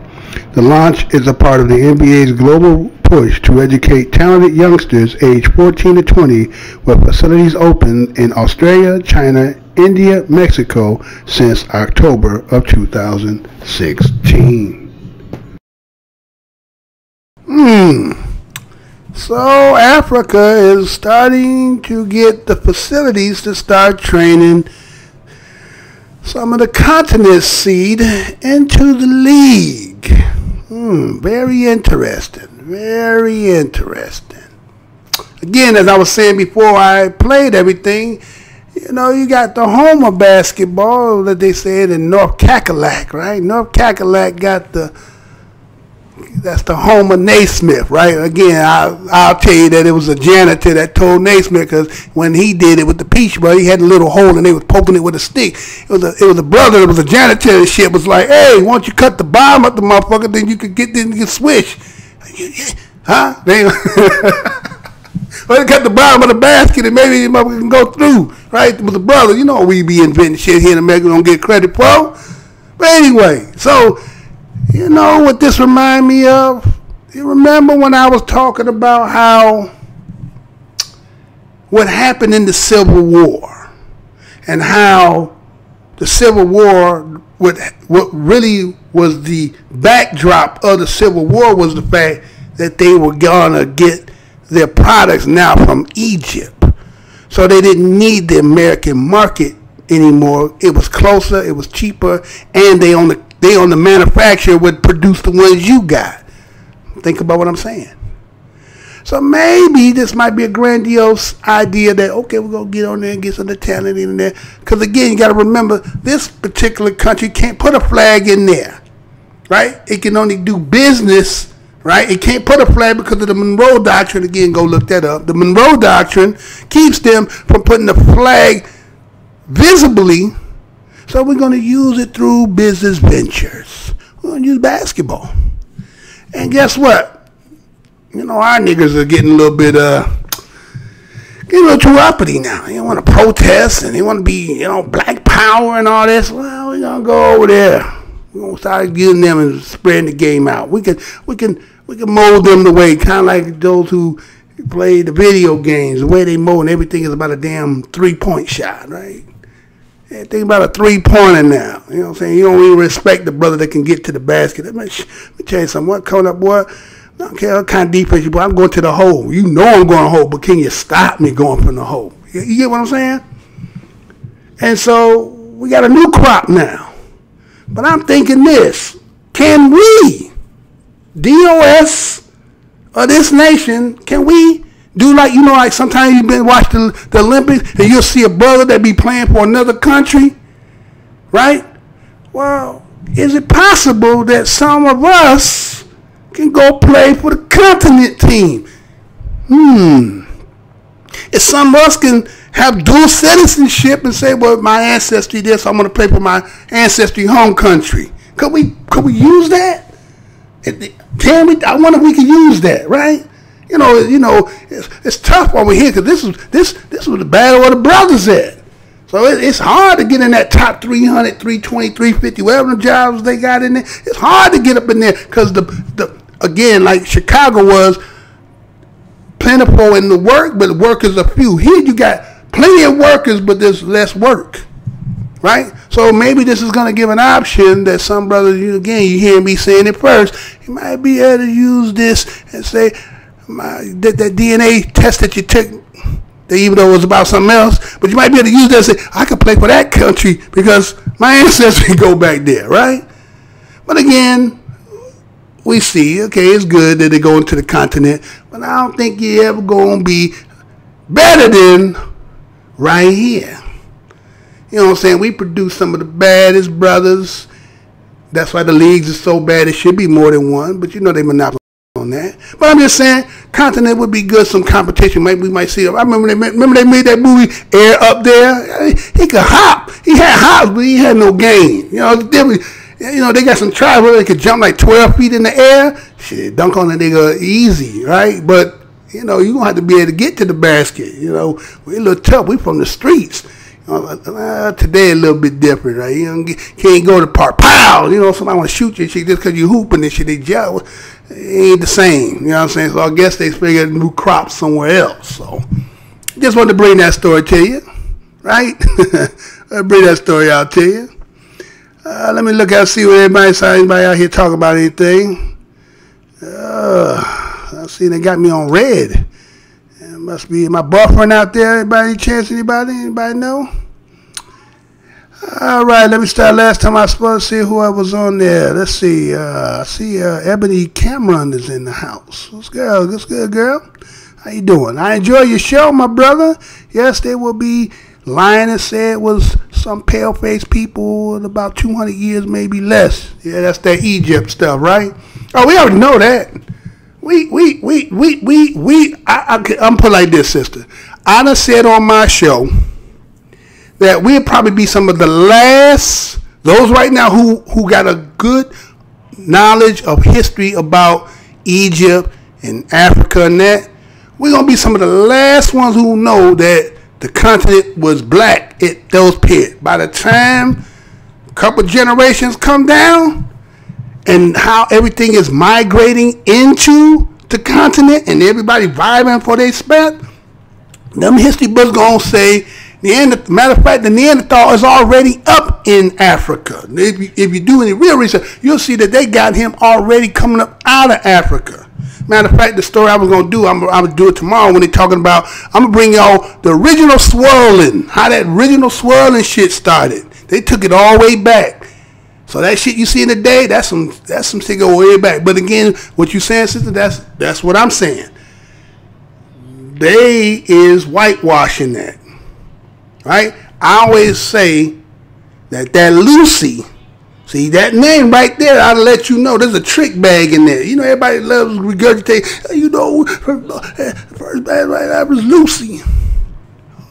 I'm still trying to figure out what is Lucy in the tongue of the land. They ain't say no Lucy, so that's a trick bag. But anyway, don't pay no attention to none of what I'm saying. Anyway, glad to see you here, sister. Hope you hit that like button, or dislike, or saying shit. However you want to do it. Natural Nature, what's good, sir? Aboriginal, Indigenous, Copper Tone Americans. I hear you. I hear you. Indigenous, the genius in the genes, genesis. Okay. Natural Nature be, boy, working fine, Ebony, you come out, I guess I'm working fine. You know we're the baddest on the planet, and they know it too. You right about that, Angela Barron? They know it. But again, you got to soften us. Because, see, again, we making moves to try to unify and get our pride and foundation. And a lot of people are offended with that. They're like, no. Because, again, as I said the other day, the old saying was, I'd rather be a nigga than a poor white man. So I got a story coming up that there's some numbers going on that we have no idea as to the detriment that's going on behind that we ain't seeing. But you just stay tuned. It's coming up. So let me get back to work, y'all. Oh, Indigenous King, what's good, fam? Ain't seen you in a minute. Thought y'all done walked away and said hell with me, but it's good to see you here. I ain't forgot about what we talked about, bro. I'm finally getting it tuned up. I'm going to get you in here. Don't worry about it. I ain't forgot. All right, so what I got else in the bag. Matter of fact, that is the next story right here. The one I was just talking about, right? This detriment that's going on with them. That we just really, we hear it, and we may not even agree with it. Because again, for those who've been around, you know, it's kind of like playing spades. You know, this one gonna throw out a jack of spade, right? You know, that's like a possible, you know, depending on how you count in your hand, it's a possible. But there's cards that can trump it, and hopefully it ain't in your partner's hand. Well, let me tell you, this card, this one about to lay down, we can trump it. Even though, again, we're going to give you credit about what you're saying. And that might be for y'all, but that ain't going to be for us. But what are you talking about, Mr. Bro? Let me show you. Here you go.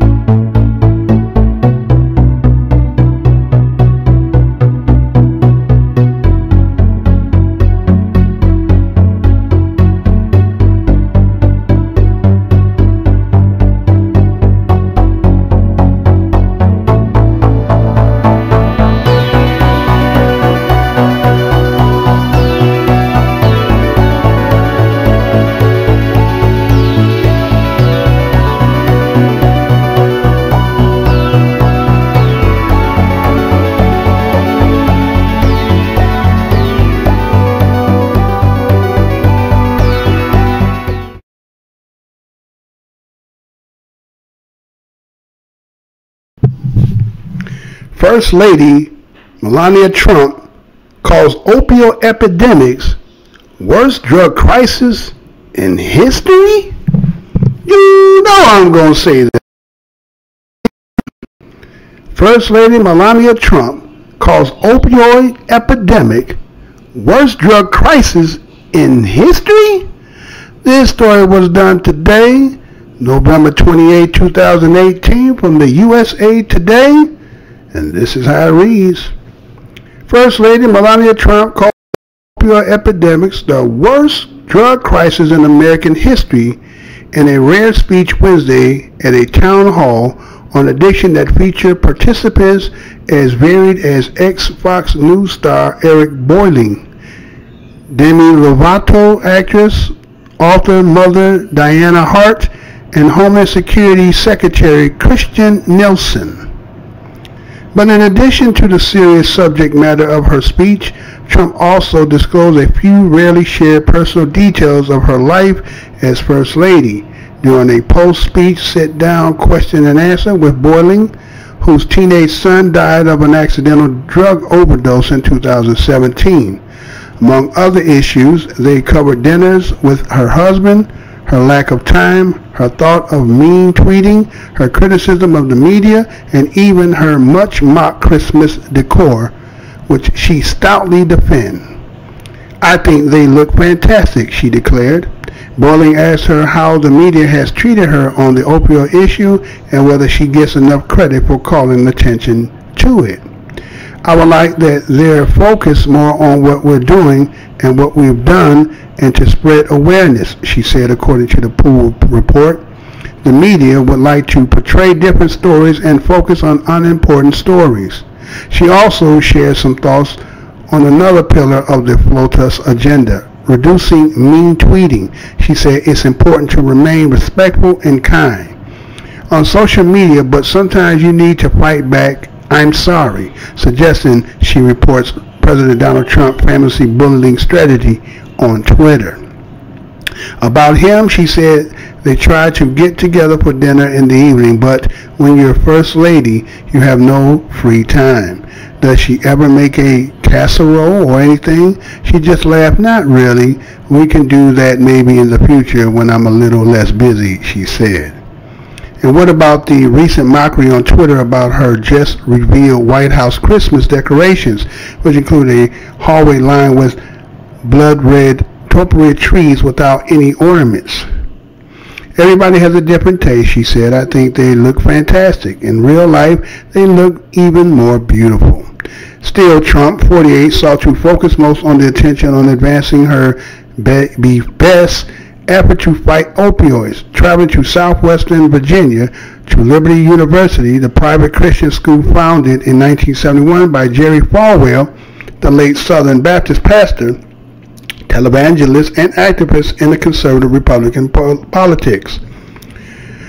Trump laminated how the opioid crisis has truly taken hold of our country and how much of it affects the lives of so many people. She called for lifting the stigma of shame from addiction and for more public discussion about it so more people can get help.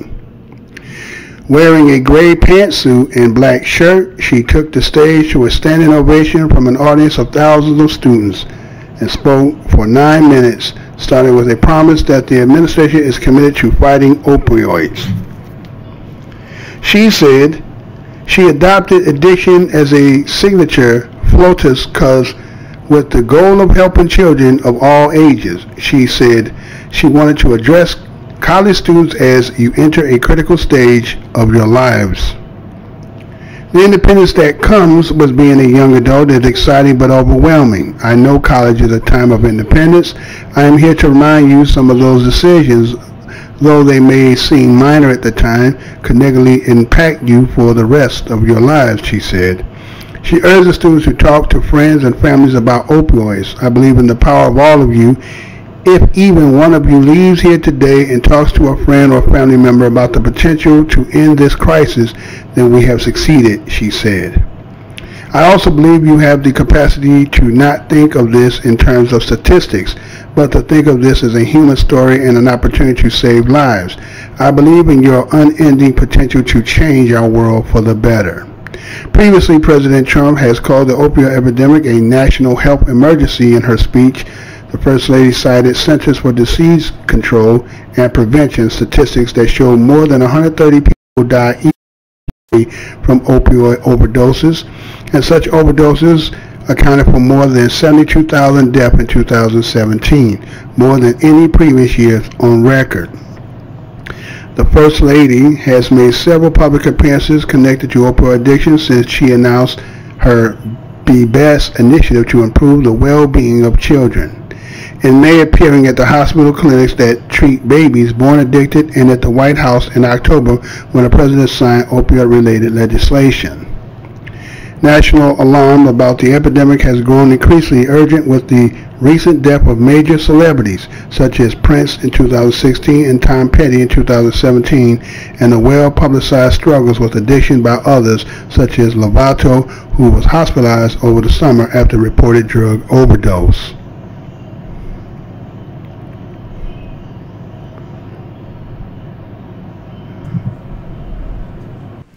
Okay, so we have the First Lady of the United States. Matter of fact, it's about to try to play again, so hold on, y'all. Let me, okay, make sure that's okay. Okay, we good. All right, so here's the First Lady of the United States, Melania Trump.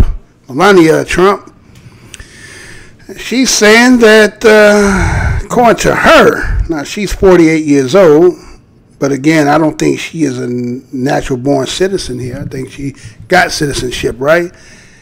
And she's 48, so obviously maybe she wasn't here. Because again, like I said, that's a jack of spades you talking about. I give you a queen of spades. I give you a king of spades. I even give you an ace of spades. But I'd be damned if it's a big joker or a little joker. Because you want to say the, epidemic, the crisis in history, but of this land? What are you talking about? Because I know as being a descendant of the greatest people who created this greatest land, we had some stuff going through for a lot of us who went through them 80s. And some of us went through them minefields. We survived that. We have some people who were incarcerated from it. We got some people who died from it. We got some people who are afflicted and have produced people who are afflicted out here to this day. Yeah, they didn't die. They survived. But again, did y'all see how, again, you will think that my equipment at times when I'm reading and you see it stuttering, that's because it's something they put a stop because they didn't want that 130 a day. There's 130 dying a day, but there's 72,000 that died in the year 2017. I'm going to say that again. 130 a day, 72,000 in the year 2017. But they threw in Prince on addiction. But you said opioids. Was Prince on opioid? Or is that to give some validity? Yes, you two black people, you're involved in this too. I don't know about all that. So 72,000. Boy, that's funerals all day, every day, somewhere. Again, we don't make light and fun that somebody is dying. But again, don't try to put this Trump card. See, everybody try to trump us about our plight, our Holocaust. Right? Our Holocaust, it's like the Holocaust that didn't even happen here trumps the Holocaust that did happen here. Like, you got a museum and all that, and again, as we seen, the Somalian went and said what he said, and it's a hate crime, but, somebody else can say the same thing, and it's kind of a little, light. It's like Coke 2. Those who've been around, remember Coke 2? That was some bullshit, wasn't it? Right? Some Coke 2 shit, right? So you want to say opioid epidemic? Okay, that might be the all-time for y'all, and again, that's... You got two uniforms here. You got two teams here, right? When it comes to us, we were devastated. It was the Hiroshima, Nagasaki of the United States. Went from California all the way up north to the East Coast, right? East to the West, and all the chocolate cities. Nobody was talking about addiction. Nobody was talking about getting Narcan and all that stuff to help them and not incarcerating them and none of that. We just had to deal with it. And the deaths. Matter of fact, if you go back in some of my old videos, I did the ones when they showed the difference of the numbers. When it showed the statistics, I showed the statistics of them numbers. And how them numbers fluctuated when you went to the chocolate city of Chicago and Washington. And you see them numbers drop because there was so many people who were dying. Due to not so much just the taking of the crack. It was the vying for a position to garner the pennies that the king threw from the bowl. So again, we'll give you credit on to when it comes to your people and putting that. But don't try to trump our plight, because no one gets to trump our plight in this land. Sorry. Nobody gets to do that. Now, we may take and we may acknowledge, but don't try to trump us. Trump, right? Don't try to trump us. Right? Don't try to trump us with that, because again, there was no sympathy. There was none of that. Oh, we got this slogan campaign. Oh, what's going on? What is it? Just say no. What? That same person who told you just say no, husband was making backdoor deals, and they pumping this shit in to help some other motherfucker do some shit in Nicaragua. Y'all read that book? Matter of fact, go watch the video I did about hip hop. Who? Go look. You'll see it, right? I break it all down to let you see Gary Webb and all that. Dark Alliances, the book. Dark Alliances. So again, it ain't about apples and oranges and compares. It's just to say don't put that, don't put that. Matter of fact, that would just be like, today is also the 25th anniversary of Michael Jordan winning the 6 titles. You can talk about LeBron, but you're gonna have to say Mike. So you can talk about LeBron, but you can't leave Mike out of that. And that's how our shit is. We Mike. We the Mike of this land. So anytime it come to tragedy and all this shit, you gotta come to us, and then we got to give you the yay and nay. Well, we ain't saying yay. We say we acknowledge it, but don't try to trump us. Anyway, moving on, y'all. What else I got in my trick bag here? What I got in the trick bag now? What I got in the trick bag for you now? Well, this one here is a little tragic because, again, but I put it like this. You have some people, it's tragic on the end of what happened to the individual, but I guess they told this story for another purpose. They told it because it's two folds to it. But let me play it. I'll talk after. Let me play it first and then come back. How about that? I'll do that.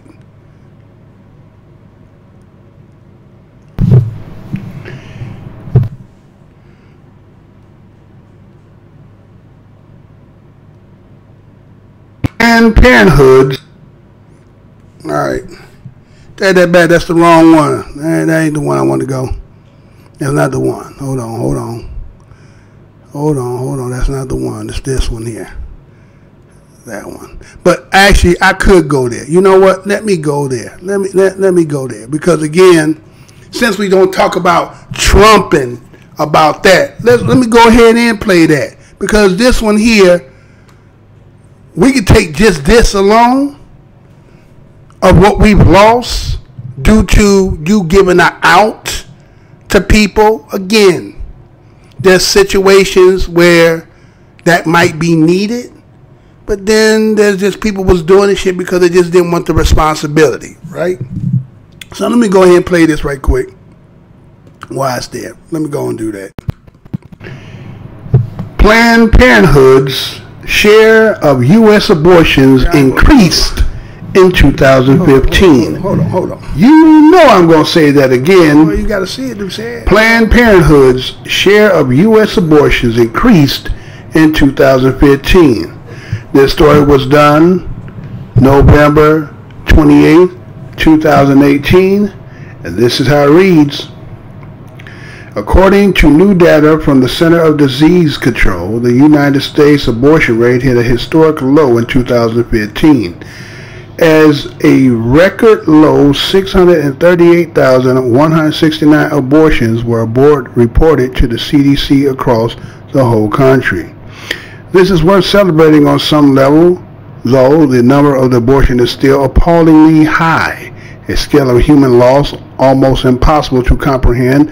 Not only is the lower abortion rate partially attributed to increased contraceptions used and thus a lower rate of unintended pregnancies, but the rate of unintended pregnancies that end in abortion has shrunk too.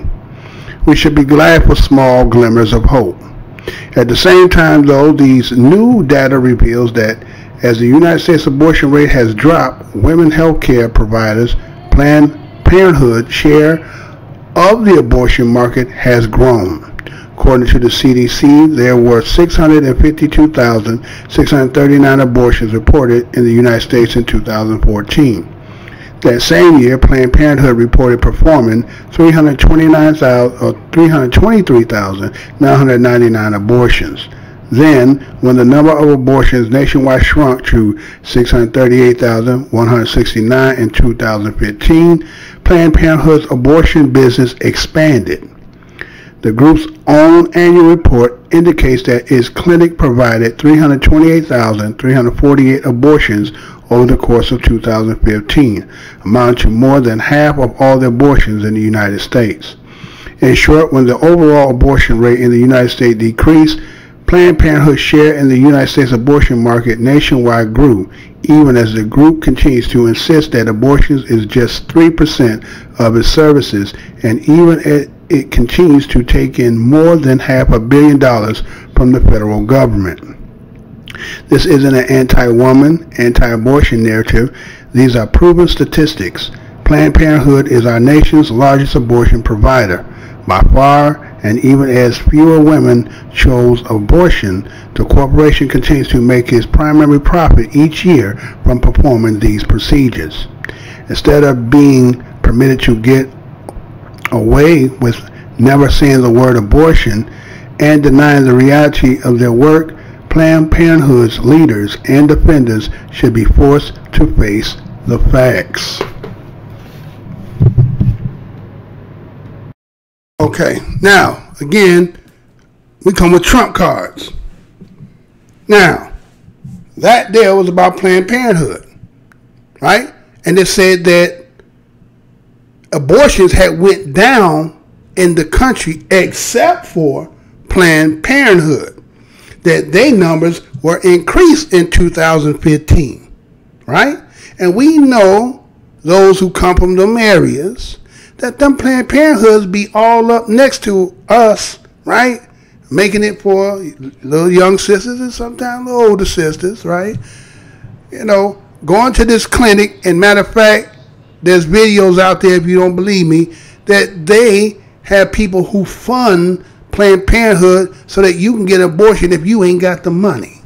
So we know primarily when they start talking about 638,169, we know the bigger portion of that is going to be us. Those are the seeds that didn't get to come here because of that avenue that was created, and going back to Margaret Sanger, right? And about that whole aspect of this Planned Parenthood and the diabolicalness that it's about. So as you talk about 72,000 in 2017, if you're almost talking about 1 million in 2015, right? And then talking about 323,000 in 2014, you talking about an epidemic. That trumps that by at least almost 5 times. Don't cry me a river. Huh? I understand our people don't see, we don't get to see this part because the abortions are, you know, that's stealth. That's undetected. Nobody knows. Right? And yeah, the opioid, they're getting to see it because they're getting to go to the funerals. We're not seeing the funerals. The families don't even, most of the time, don't even know. So if you want to talk about epidemic, start looking at that Planned Parenthood. But again, that's not an outcry because again, we like pigs. We're useful, rooting to the tootin'. And when you start to find out a lot of the stuff that they're doing with this, the fetuses that they're getting, and the experimentation and all that, the research that we're giving, because again, we understand that you don't want to bring anybody to suffer because of the lack of economics due to the constraints that we have to go through living here, right? Some of us, we don't know what that is. Some of us, you know, we come from, you know, maybe well-to-do or educated people and so forth. So we maybe didn't struggle like some of the other people who have struggled. But those who come from the areas, again, this is an alternative because, again, you can't even feed your own mouth, so why are you trying to bring another mouth, right?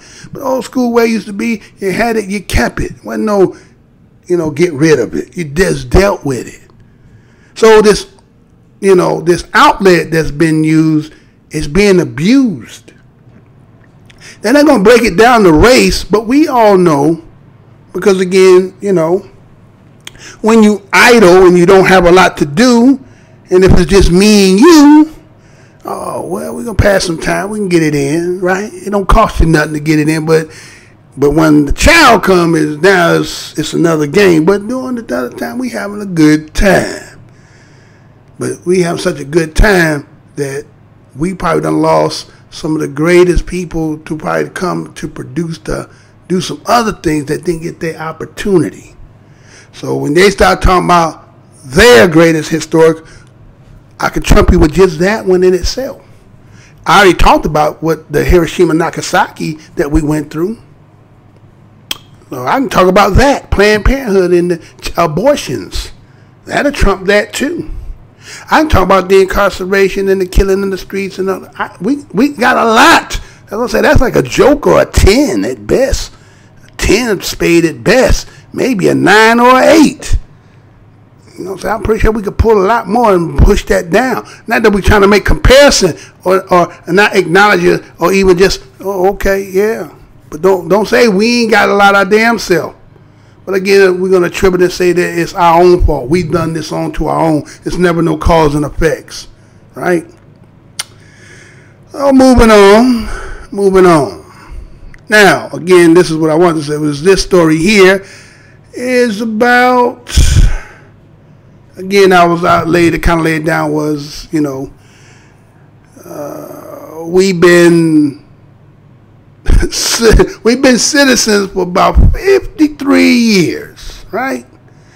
And you'll have some people talk about, well, you know, I asked this as fault for you to do certain things, and you know, that's some people use that as a catalyst to get us to move, to try to use other avenues to try to better ourselves through political process. There's nothing wrong with that. You know what I'm saying? I ain't gonna trip on that. It is what it is.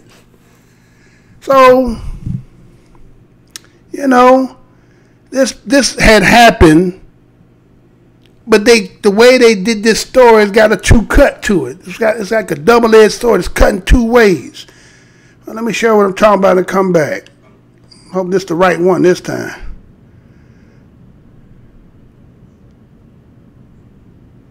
Oh, it's not the right one. Put your hands in the air! Do it now! Get your hands in the air! Do it now! Turn up! Turn up! Get down! Get your hands in the air! Do it now! Turn up! Turn up!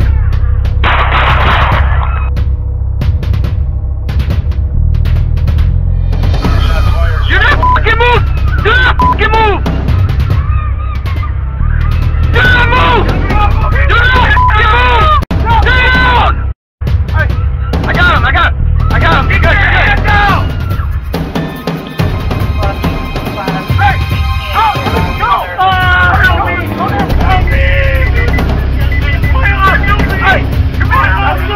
Go! Help him! Give me the ambulance!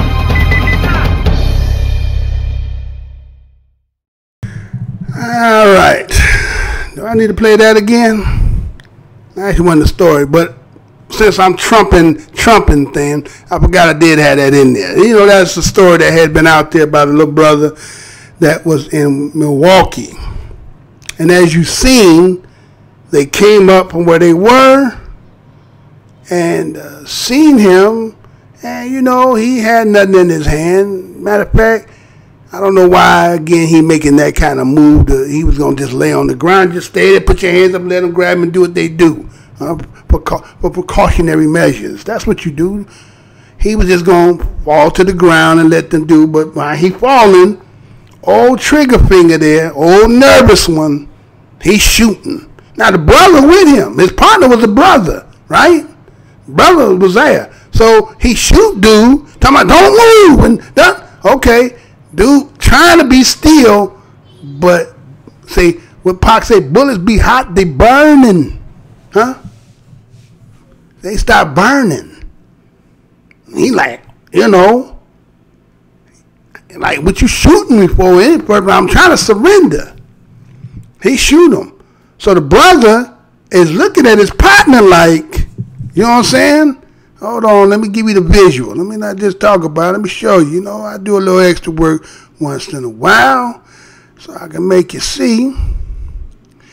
Let me see if I can pull that up on the screen for you. All right, so let's go with this one first. Let me show you what I'm talking about. All right, let's get that, because I always let you see it. So you had the brother, right? You see him standing there now. Dude got his hand locked. Now you see how he is. It's kind of a little blurry, right? You know they did that. And matter of fact, if you kind of look at that blur, it looked like he got something in his hand. The way they blurred it, you know, they be doing some trick shit when it comes to these tapes, right? They be altering them, because again, when you go back and look at the, you know, a lot of these, when they be releasing and they go back, the tapes be altered, right? Kind of like if you watched it with the Tanika, what was the little sister name? Kanika, whatever. I can't think of her last name. Right? So you see some alterations that was going on in their videos. So the way you see the blurriness, but it's kind of like you can't tell with his hand, and that's what they want to depict. But this dude is there live, and when it's happening, he know damn well he don't see nothing. Now again, this is a trump card. Now we may not get 72,000 killed in a year. If we did that, I guess we go crazy, right? But we get enough numbers that this be happening. Now in this case, with talking to the end about it, but he is about to try to surrender, right? He gonna just lay down. But as he's going to lay down, he stopped busting. Now after he busts, he's yelling, telling him to stop and all this stuff. Okay, now man, you done put some hot ones in the mug. The partner who next to you, he never seen that, and he ain't pulling no trigger. Matter of fact, if you looked at that brother, he was looking at him like, let me see if I can pull the picture up, y'all. See if I can give you that picture. Let's see if I got it. I try to do some, I don't know all the stuff I got to do to get this, get all the stuff I'm supposed to be getting. Okay, hold on, I'm the wrong one. Okay, hope y'all appreciate what I be trying to do here. Here's the other picture. All right, so you see him now. Well, you see him, he's folding up. Because you done shot him. He's folding up. You know, you see somebody fighting and they getting the best of him. He can't do it. He just stopped folding up. Well, he's folding up. But I'm looking at his hand. Y'all see on this hand there? I see some tattoo on that hand there. I wonder what that represents. I'm going to have to do some research, right? He telling him, get down. He already laid down because you done already bust in him. He folding up. His hands on top of his head. He trying to protect himself, right? Because you already firing for no reason. You ain't got no reason to be firing, but you firing any damn way, right?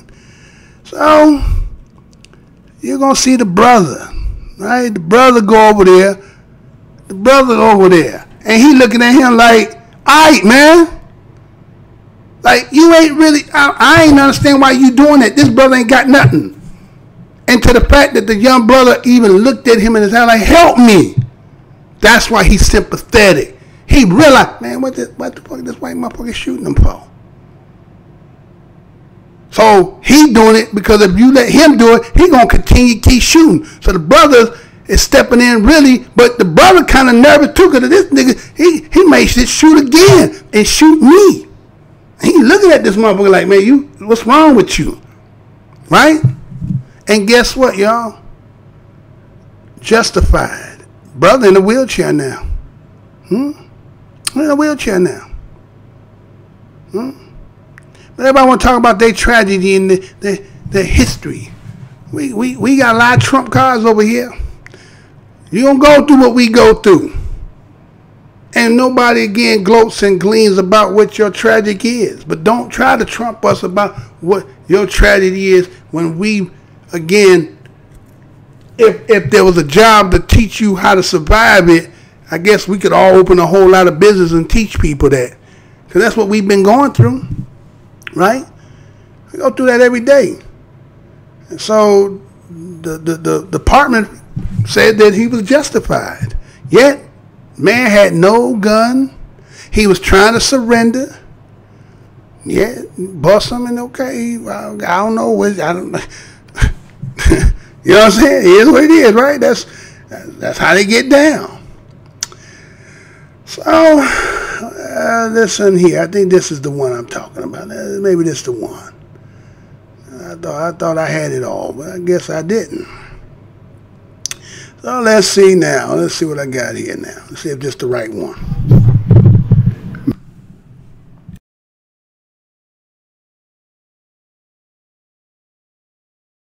At Mississippi voting precinct, wife returns to vote.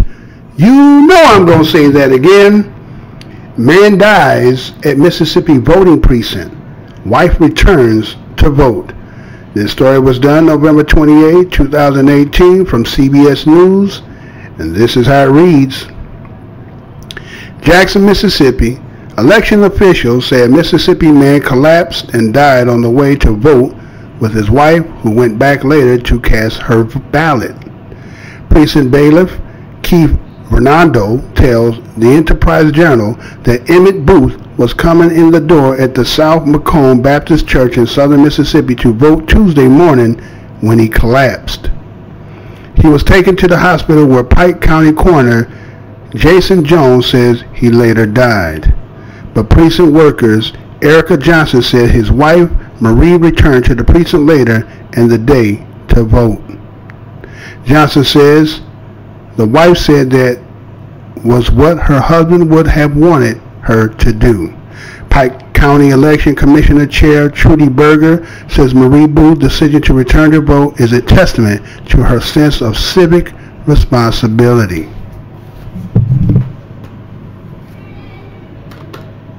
Civic responsibility. See how that cut two ways? It was a couple that was on their way to go participate in that runoff that was in Mississippi, right? And brother dies. I don't know if they're exaggerating that he was at the poll doing it, because I kind of read other things and it was saying they was on their way to do it. But the way they end up poetically prosing it, he coming in and he dies there. You know, they got to put the extra on it. But again, they take him to the hospital. Wife goes with him. He ended up dying at the hospital, but she made it to her duty to get back and vote. See? And it says her civic duty. Yeah, we've only been voting for 53 years, which is only about 13 presidents. Well, I've been voting about 13 times, y'all, as a nation. Did y'all know that? Well, I've been voting about 13 times. Right? If they get in at 65, win no election at 65, they don't get, right?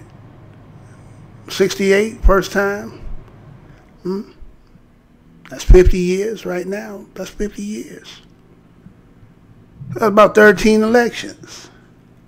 And we say our people died to vote. Again, remember I tell you what the score is. 242 to 53.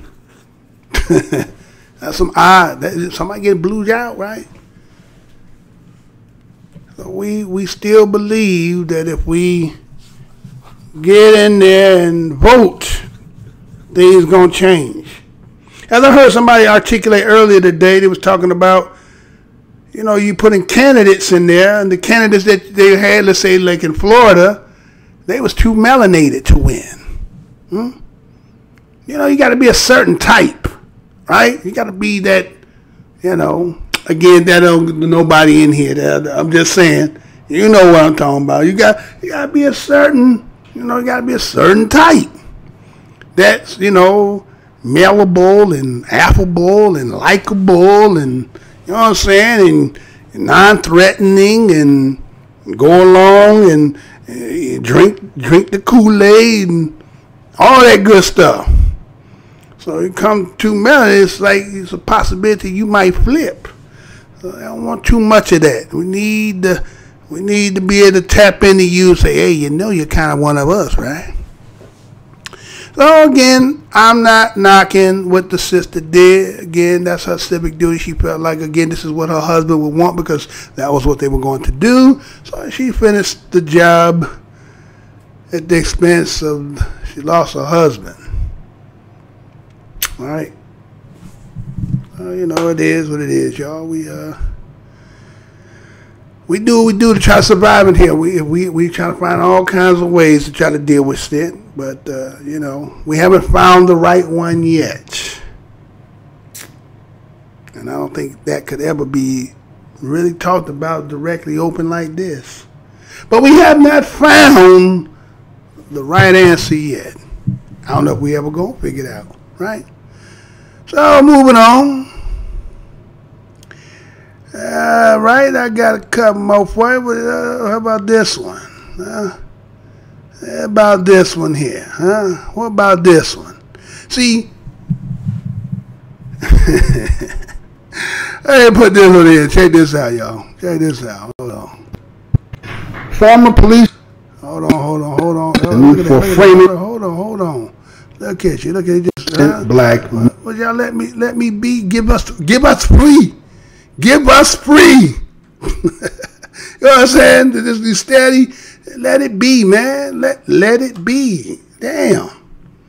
You know what I'm saying? The facts is public information. There ain't nothing I'm saying you don't already know. The fact is, I'm letting other people know, right? So here you go. Check this out. Let me play this and come right back. Former police chief of Biscayne Park is going to prison. Okay. Raimundo Atesiano. Y'all gonna try at the end, huh? Gonna do it at the end, huh? All right, let's try it again. One more time. Don't click there. Come on. Former police chief of Biscayne Park is going to prison. Raimundo Atesiano was sentenced to 3 years at Miami Federal Court for a conspiracy in his department to frame black people for crimes they did not commit. 3 other former officers have also pleaded guilty in the case, and prosecutors say the crimes for which black people were falsely arrested included burglaries and vehicle break-ins. 2 ex-officers were sentenced to a year each in prison, while the third got just over 2 years behind bars. Former police chief gets prison for framing innocent black men. You know I'm going to say that again. Former police chief gets prison for framing innocent black men. This story was done November 28, 2018 from CBS News, and this is how it reads. Miami.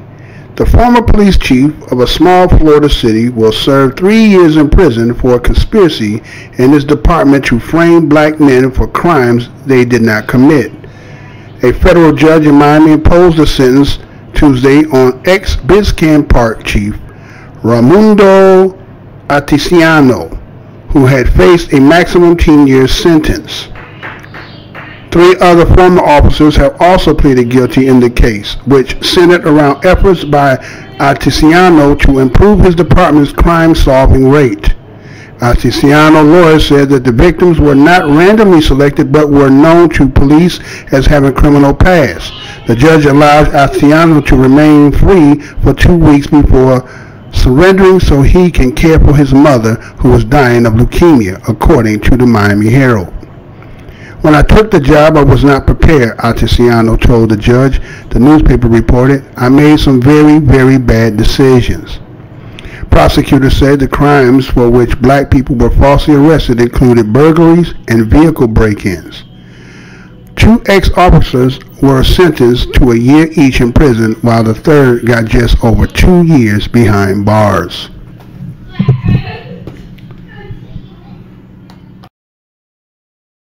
Okay, so again, when people talk about their plight and what they're going through, again, we don't look down on it, we don't laugh about it, we acknowledge it, but there's something to be looked upon and acknowledged about what's going on with us. And it's been going on for a long time. People in certain positions, you understand, will abuse their power. And again, if they have bias and racial tendencies and stuff like that, they use it to their advantage. And so here it is, people are innocently being incarcerated just because I can do it. Has nothing to do whether you did the crime. It's the fact that I said you did it.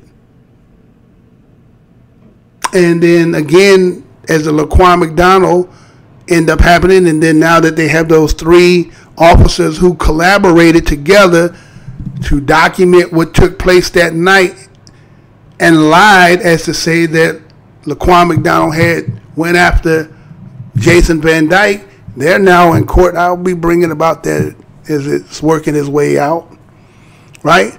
So we're seeing here, we're seeing there. We see there's been a lot of falsifying dealing with our people. It's kind of like, again, I'll use that movie Life.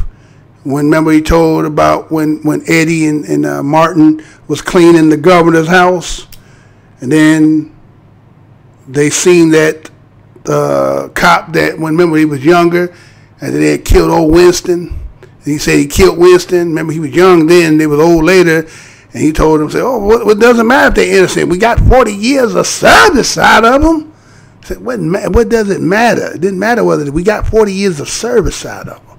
As my last video talked about the CO groups, right, and the incarceration, those who didn't see the video, right, the GO groups, the CCA groups, like hotels, they need to fill them up, right? So here's somebody that may get a quota. We don't understand unless you police officer and you know how that works. We know when we out and we ride, we can tell when it's quarter time for them tickets. We see how everybody get put. Goddamn, no quarter time. Right? But we don't be seeing it from promotions to be staying in a position and all. A lot of stuff. So people, again, they say, you know, people, DAs and stuff, they have about who you arrest or who you get locked up or get your promotion. So, of course, there's going to be a lot of falsifying in line because, you know, people want to be somebody, right? That's the whole psychology of this country. Nobody wants to be the lowly-ass person. We act like we're in a caste system. But it's not really, you know, well, some people say, well, it's not about race, it's more about class. Well, class is just caste, hidden, right? That's how I look at it. And so, in those, you know, how to move in the upper echelons of the pyramid, you got to do certain things. Anytime you see somebody that's, you know, got a lot of shit and do something, and then they got all these stripes and stars and bars, you got to ask yourself, well, what did you do to get that? Ain't nobody clean, huh? Remember when I did in White Extinction, remember when Terry Washington was in the office with the president? She said, clean, there is no clean. There is no clean. You don't move up without you being dirty. So we just seeing that this is the kind of shit, but guess who always get this shit into the stick? It'd be us. And primarily be male of us. It's not that sisters, you know, get a pass, but again, we got a purpose for you. But us, if we're not too compliant, if we're not doing too much, then okay. I got a place I could give you 3 hots in a cot, and IKEA and Starbucks and Microsoft. They pay us well for paying you $1 to 50 cents an hour. Yeah, but you want to talk about greatest epidemic of history? You're looking at it every day, and it bothers you because you know, right? All right, let me see where I got a few more going on. We'll get up out of here. I done held y'all up too long, right? I don't want to hold y'all too long. So I got in my bag now. Let's see what I got. Oh, this one here. See, you would only respect. Check this one out. See, this is the kind right here. That's what we talking about. Right? Check this out. Check this out. Alleged former lieutenant. I didn't want to testify against El Chapo Guzman. You know I'm going to say that again. Alleged former lieutenant. I didn't want to testify against El Chapo Guzman. This story was done today, November 28, 2018, from the USA Today, and this is how it reads. New York, an alleged former lieutenant who has fingered Joaquin El Chapo Guzman as a murderous boss of Mexico's Sinaloa drug cartel, told a federal jury on Tuesday or Thursday that he never wanted to testify against the man he obeyed for decades and suggested he might suffer consequences. In a dramatic turn in Guzman's federal trial, Miguel Angel Martinez said he didn't discuss the alleged drug lord after he was arrested on drug charges in Mexico and spent time battling extradition to the United States for trial on similar allegations. "I never mentioned Mr. Guzman then," said through a Spanish interpreter in a hushed federal courtroom. "I never stole from him. I never betrayed him. I never all did is watch over his family. The only thing I received from him was 4 attack attempts against me." Martinez, who has been under federal witness protection during 18 years of cooperation with federal prosecutors, began to speculate about what might befall him if he took the witness stand against Guzman. But Guzman's defense team objected, and the U.S. District Judge Brian Coogan cut Martinez's testimony short. Martinez and Guzman, seated on opposite sides of the Brooklyn federal courthouse, appeared to look silently at one another after the testimony. Coogan sent Martinez and jurors out for lunch recess and then gave Assistant U.S. Attorney Michael Rabati instructions potentially returning to the issue later in the trial. See? There's the difference. Now here he was. He's supposed to be an ex-lieutenant officer that worked for the establishment. Had him so well, he got inside to the fact that he was actually watching the family. But he said, I don't want to testify against El Chapo. I never stole from him. I never lied to him. Respect. Power that man got, right? You dare do that shit to them, because he got enough snap finger power that he said if you try that, he already know this ain't gonna go out well. I've been doing this for 18 years. Matter of fact, I'm so acquainted with you to the fact that I was protecting your family. I feel I'm inclusive with you. I can't snitch a trick. And if I do, then you hear what he said? There was that little moment where the two were just looking at each other. There was words being exchanged in them looks between each other that he know, right? But see, they ain't gonna go all out and get crazy with him, because shit can happen, right? They respect that, right? See, we don't have that. We have local mugs. We have the fishbowl mug. We have one mug swimming in the little goldfish bowl, and he terrorized everybody around with his little fishbowl. But he don't got a global mug like this cat. See, again, they always say sometimes they say what they respect fear, Well, you love or fear. So a lot of people put the fear in the mug and get the respect. And motherfucker say, I don't want to testify against him. I know that's right. I know that's right. You don't want that. There's a lot of problems with that one. But see, that's just the difference. You know? That's just the difference. So, moving on. I got a couple more for y'all. Let's see where I'm at now. Let's see. Got a couple more for y'all, and then I'll let you get up out of here. Matter of fact, let me take a little bit and see who all out here. See what it's looking like out there. Okay, I still got to keep up in there. Okay. See, Lucy was not human life. Indigenous King said, peace, brother. I've been missing the show lately. You get started so late, and I have to work early a.m. I'm sorry, brother. I'm actually trying to get earlier. You know, again, I had to work out so that this is not so faulty. I guess I hope that everybody's getting a good, clear, production. Because I've been working so hard to try to get that. Because, again, I have a lot of problems with it. So as I get that clear where that's not my problem, I will change my time to be earlier. You get what I'm saying? So I know how everybody is, and I do this because, again, some of the stuff that I'm talking about, they already kind of got me restricted. They act like they not restricting me, but they got me restricted. So I'm going to have to get in the earlier times so that I can actually see for myself, so that, you know, if I lay down a case where I can prove it. So anyway, Digital King said, what the hell that the mail order bride knows, but the reason they got her saying shit like that is because the opioid shit killing mostly them. That was my whole comparison was. That's why I went to Planned Parenthood, right? Which we'll say the bigger number, the portion of that is us, right?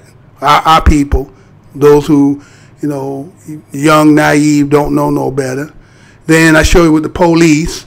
Then I showed you, you know what I'm saying? I was showing you, I'm laying our cards down. We playing spade. That's just, like I said, barely a 10 or 9.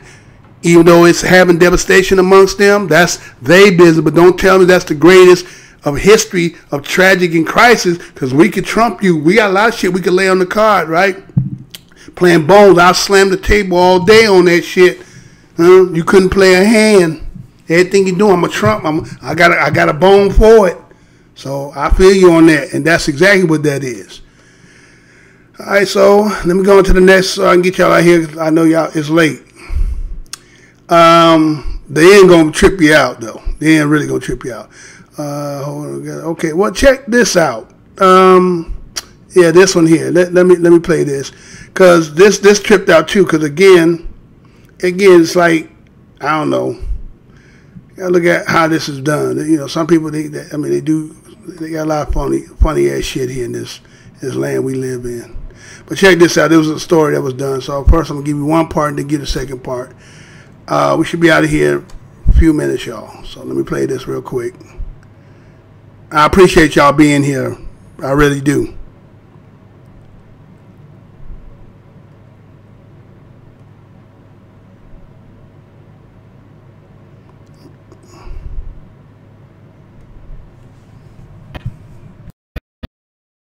Are under fire for giving a convicted rapist joint legal custody of his victim's 8-year-old son.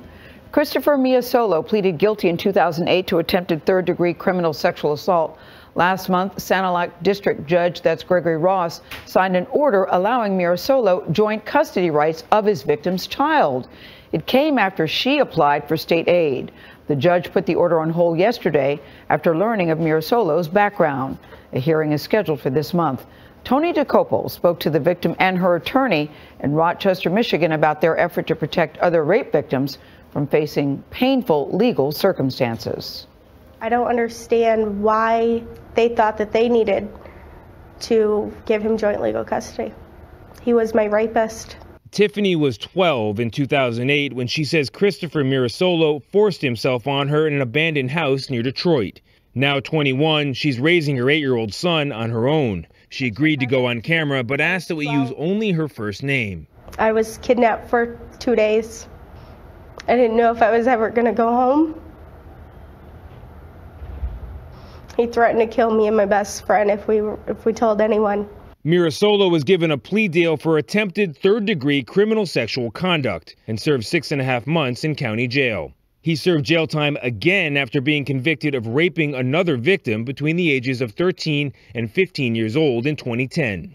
But last month, Sanilac County Prosecuting Attorney James V. Young and Sanilac District Court Judge Gregory Ross signed a paternity order that gives Tiffany's attacker joint legal custody of their son and the right to pursue parenting time.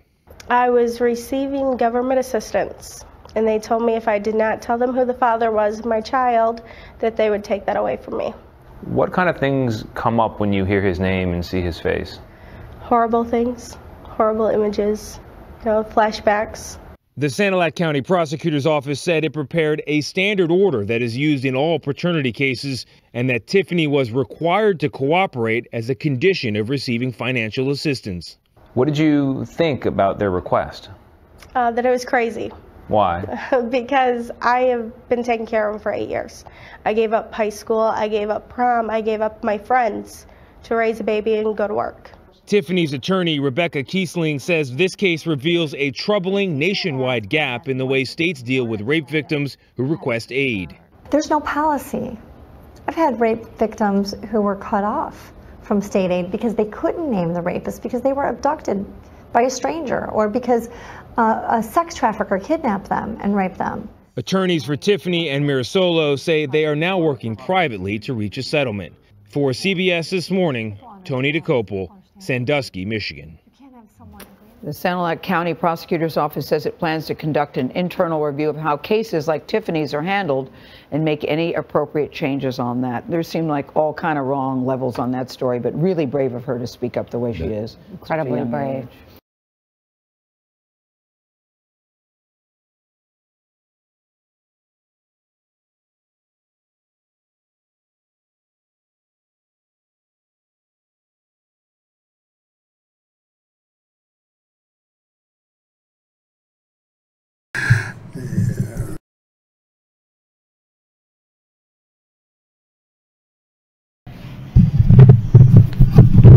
Her rapist was offered the chance to see her child, victim claims. You know I'm going to say that again. Her rapist was offered the chance to see her child, victim claims. This story was done today, November 28, 2018, by CNN, and this is how it reads. A child sex abuse victim is alleging her jailed rapist was offered the chance to see her son, who was born as a result of the attack. Sammy Woodhouse, who has waived her legal rights to anonymity in a bid for other victims, released a video on Tuesday calling for the British government to the law after a local council in the English city of Rotherham offered her rapist the option to apply parental rights over her son, she alleges. Woodhouse was attacked when she was a teen. This story is actually about myself, about my son, and about the man that raped me, she said in a video posted on Twitter. And the fact that the Rotherham Council had offered him to apply for parental rights over my child, even though it was proven in a court of law that he was sentenced to 35 years, that he was a danger to myself and to other children. Alongside British members of Parliament Louise Hay, Woodhouse is advocating for a change of law in the 1989 of Child Act to ensure that rapists can't gain access to children conceived through rape and abuse, she said.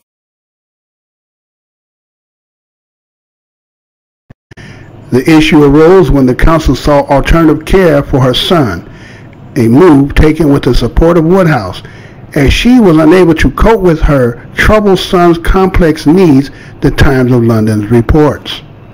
The local council is obliged by law to notify all respondents, including people with parental responsibilities, of the case, the new paper said. But her rapist, identified by the UK Press Association as Rashid Hussain, was listed by the council as a respondent, even though he did not have parental responsibility, nor was he listed as the boy's father on his birth certificate, the Times report. Woodhouse was told during a court hearing that her abuser was consulted on the case and that he would in court and seek legal representation. He may even be authorized visitation rights, or her son could be placed in the custody of Hussein's relatives, the Times report. I was absolutely mortified when I found out, and that the fact as well that they did not even tell me what they were doing until I was actually at court, she told Good Morning Britain on Wednesday. A Rotherham Council spokesperson declined to comment on any specifics of the case, but told CNN they are in touch with the UK Ministry of Justice as to how they must comply with legal requirements, which includes giving notice of proceedings to parents with or without formal parental responsibility. It is imperative that the clarity is realized as soon as possible, not just for Rotherham, but to ensure that other councils across the country who face similar issues are able to act with certainty and no more survivors of abuse have to experience further trauma, the spokesperson added. The Ministry of Justice told CNN that this is obviously a very distressing incident and confirmed that national government and local authorities were working together urgently to understand and address what happened. Local authorities can apply to courts to request permission not to notify parents without parental responsibility about care proceedings, and courts should consider the potential harm to the child and mother when making this decision, the ministry said in a statement. Although Hussein never made an application to see the child, Woodhouse said a large change will help protect other victims around Britain. This is happening all over the country, and it needs to stop, Woodhouse, who speaks widely on child sex exploitation and has written a book on the subject, said in the video.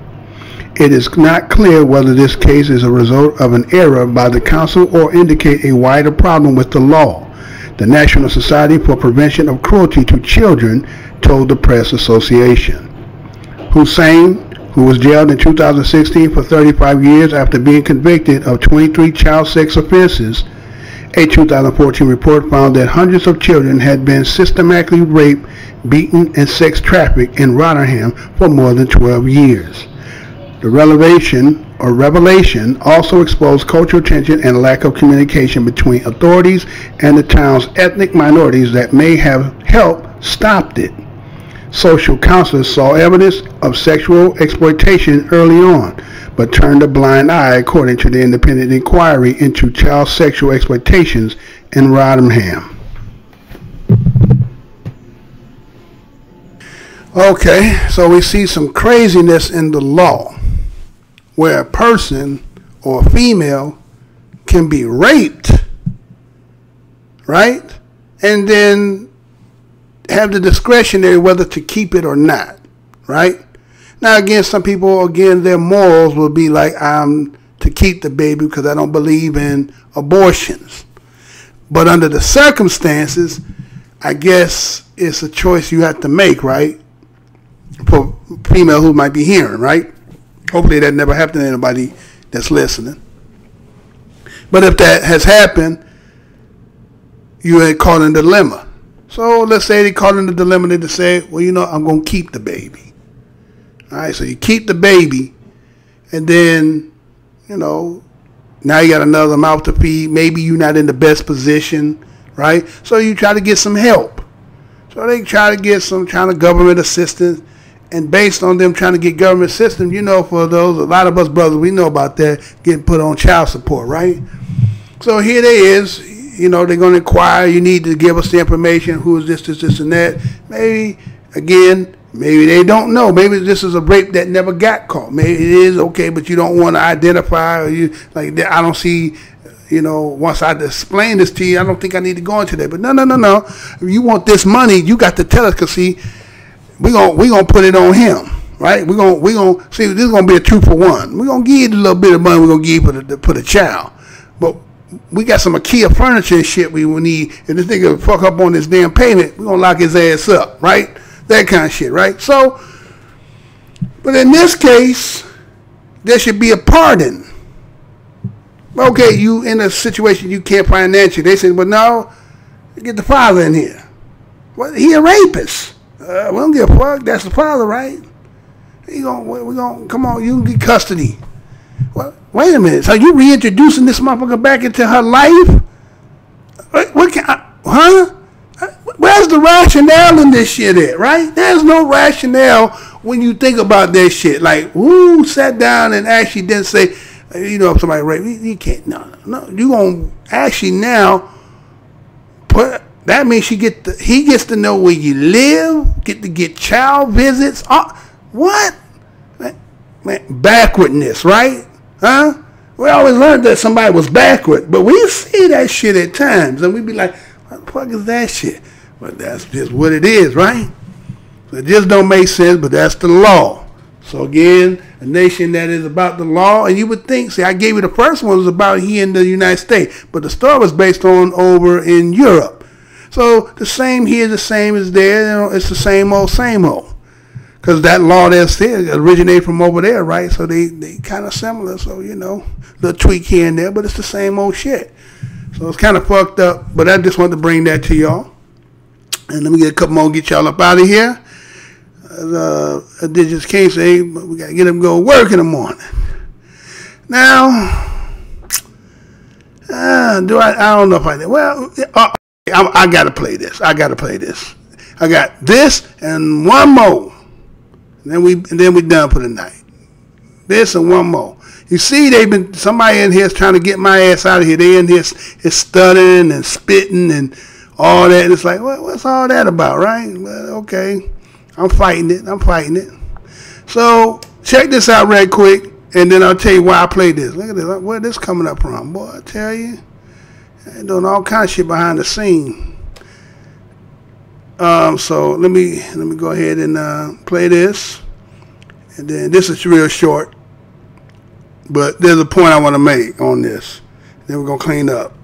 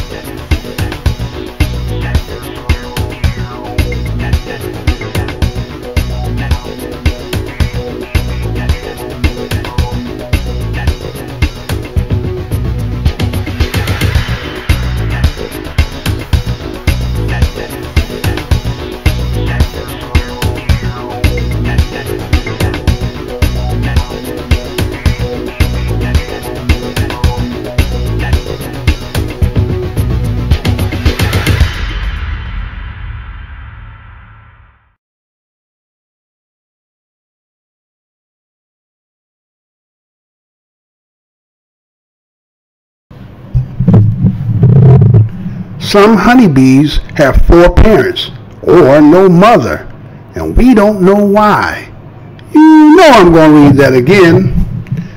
Some honeybees have 4 parents or no mother, and we don't know why. This story was done in New Science News, November 28th, 2018, and this is how it reads. This is by Sam Wong. We still got plenty to learn about the birds and the bees. A close looker has revealed that some honeybees, born partly male and partly female, have up to 4 parents, and some of them have no mother at all. In bees, unfertilized eggs develop into males or drones who seek out queens to mate with. Fertilized eggs usually develop into female workers. However, mates with at least 10 males to produce new colony members, and more than one instances, individual bees can end up with tissue derived from the fertilized egg, which is female, and some from excess sperm, which is male. An organism that has male and female reproductive organs is called a hermaphrodite. But organisms like the bees with both male and female tissues throughout the body are known as gynandromorphs. Sarah Amitter and colleagues at the University of Sydney, Australia, studied 11 gynandromorphs, honeybees from a single colony, to learn more about how these individuals develop. 5 of them had normal worker ovaries, but 3 others had queen-like ovaries containing larger number of tubes called overalls. 1 had normal male reproductive organs and 2 had partial male organs. Genetic tests revealed the gynandromorphs' unusual family histories. 9 of them had 2 or 3 fathers and 1 mother. 1 had no mother and 2 fathers, resulting from the fusion of 2 sperms. There's no evolutionary advantage to producing gynandromorph. We assume they are genetic mistakes, says Amador. She thinks this colony had a high number of gynandromorphs because of a genetic mutation in the queen, but exactly which genetic mutation makes gynandromorphs more likely to appear are unknown.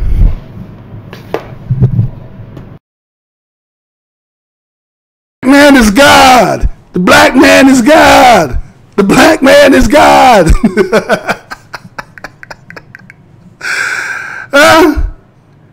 Say sperm can make it, baby. Then he need a woman. The black man is God. I know we like to say the black woman is God. I ain't trying to take that one from you. It's an equal partnership, but based on with the honeybee didn't need a woman. It can make it just off on the sperm itself and produce. So the black man is God. I just want to throw that in there because I got to end the show with this one here. Man. That's all. I ain't gonna talk too much on that one. That one is self-explanatory for what it is. This here, let's see. Well, this one here, y'all. This one here. All right. I really don't want to leave this in y'all head, sisters, but it was done today. It's a lot of bullshit. Well, we're going last story of the night. This one here, you might remember this. So let me play it for you and get right back into it.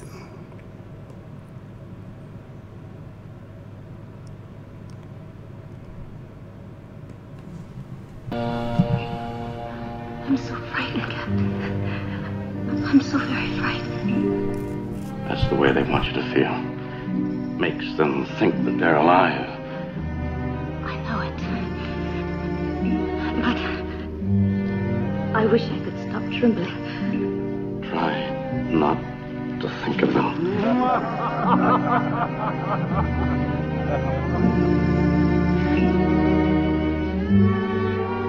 Try.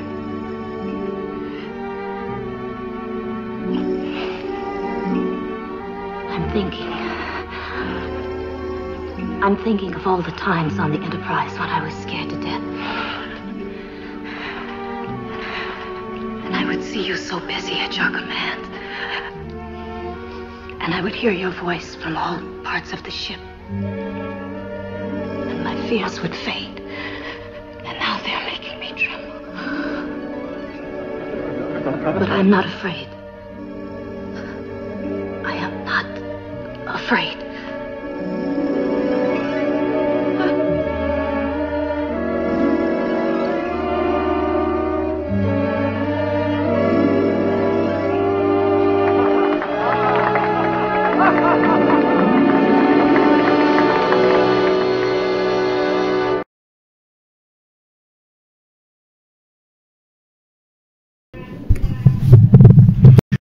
Star Trek's interracial kiss 50 years ago herald change? You know I'm going to say that again. Star Trek's interracial kiss 50 years ago herald change?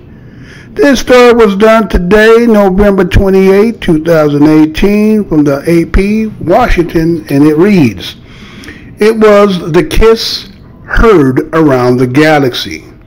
50 years ago, and only 1 year after the United States Supreme Court declared interracial marriage was legal, two of science fiction's most enduring characters, Captain J.T. Kirk and Lieutenant Yotaro Uhura, kissed each other on Star Trek.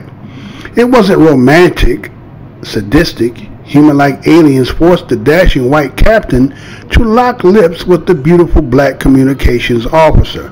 But the kiss between the actors William Shatner and Nichelle Nichols in Plato's Stepchildren would help change attitudes in America about what was allowed to be shown on TV and made an early statement about the coming acceptance of interracial relationships in the United States, still struggling with racism and civil rights. The kiss between Uhura and Kirk suggested that there were a future where these issues were not such a big deal," said Eric Deegan, national television critic for National Public Radio. The characters themselves were not freaking out because a black woman was kissing a white man. In this utopian-like future, we solved this issue. We're beyond it. That was a wonderful message to send. Plato's Stepchildren, which first aired on November 22, 1968, came before Star Trek morphed into a cultural phenomenon. The show's producers, meanwhile, were concerned about one of the main episode elements: human-like aliens dressed as ancient Greeks that tortured the crew with their telekinetic powers and forced the two USS Enterprise crew members to kiss. Worried about the reaction from Southern television stations, showrunners filmed the kiss between Shatner and Nichols. Their lips are almost obscured by the back of Nichols' head and wanted to film a second where it happened off-screen, but Nichols said in her book Beyond Uhura, Star Trek and Other Memories that she and Shatner deliberately flubbed lines to force the original take to be used. Despite concerns from executives, Plato's Stepchildren aired without blowback. In fact, it got most fan mail that Paramount had ever gotten on Star Trek for one episode. Nichols said in a 2010 interview with the Archives of American Television. Officials at Paramount, the show's producer, were just simply amazed, and people have talked about it ever since, said Nichols. While outside the show things were buzzing, the episode passed by the general public and the TV industry at that time almost without comment, said Robert Thompson, a Syracuse University professor of television and popular culture. It neither got the backlash one might have expected, nor did it open the doors for a lot more shows to do this. Thompson said the shot heard around the world started the American Revolution. The kiss heard around the world eventually did, but not immediately. This was a world where interracial marriage had just become legal nationwide. In 1967, the year before Plato's Stepchildren aired, the Supreme Court struck down nationwide laws that made marriage illegal between blacks and whites, between whites and Native Americans, Filipino Asians, and in some states, all non-whites. Only 3% of the newlyweds were intermarried that year, and in 2015, 17% of the newlyweds, or at least 1 in 6 of newlywed people, were intermarried, according to a Pew Research Center analyst of United States Census Bureau data. Most televisions outside the news was escapist fare and not wanting to deal with the raunchous atmosphere in the 1960s, Thompson said. It was so hard for television in the 60s to talk about the 1960s, he said. That kiss and that episode of Star Trek is an example of how every now and again television in that period tried to kick the door open to those kinds of representations. Gene Roddenberry, Star Trek's creator, and his team had more leeway because he was writing about the future and not current life, experts say. Setting Star Trek 300 years in the future allowed Roddenberry to focus on social issues of the 1960s without being direct or obvious, Shatner said in his book, Leonard, My 50-Year Friendship with a Remarkable Man. A later episode entitled Let That Be Your Last Battlefield highlighted the folly of racism by showing a generation long between two people from the same planet who thought each other to be subhuman. One was black skin on the left side and white on the right, while the other was the opposite. Throughout the ensuing decades, interracial relationship with black and white actors became more prevalent on television, spanning multiple genres, from comedy like The Jeffersons and Happy Endings to dramas such as Parenthood, 6 Feet Under, and Dynasty, and back to sci-fi with the short-lived Firefly. The trend is still not without its detractors. In 2013, the Cheerios commercial featuring an interracial couple and their daughter drew thousands of racist comments online. Historians have noted that interracial kiss between black and white happened on British television during the plays as early as 1959 and on subsequent soap operas like Emergency Ward 10. In the United States, inter-ethnic kisses happened on I Love Lucy between the Cuban Desi Arnaz and the white Lucille Ball in the 1950s, and even on Star Trek in the 1967 with Mexican actor Ricardo Montalban kissing Marilyn Wu in the Space Seed episode. Other shows like Adventures in Paradise and I Spy feature kisses between white male actors and Asian actresses, and Sammy Davis Jr. kissed Nancy Sinatra on the cheeks a December 1967 episode, her television special, Moving with Nancy. Whether another kiss came first doesn't really matter. For whatever reason, that one between Captain Kirk and Lieutenant Uhura seems to be the one that is marked as the milestone, Thompson said. It stands out because it had a profound effect on viewers, Nichols said in 2010. The first thing people want to talk about is the first interracial kiss and what it did for them. And they thought of the world differently. They thought of people differently, she said. Jesse J. Hollins covered race and ethnicity for the Associated Press, contacted, and that's the end of the story. All right. 50-year anniversary of them introducing Black and White with your horror Star Trek Captain Kirk. I've been fighting that shit ever since. It done grew and grew and grew and grew.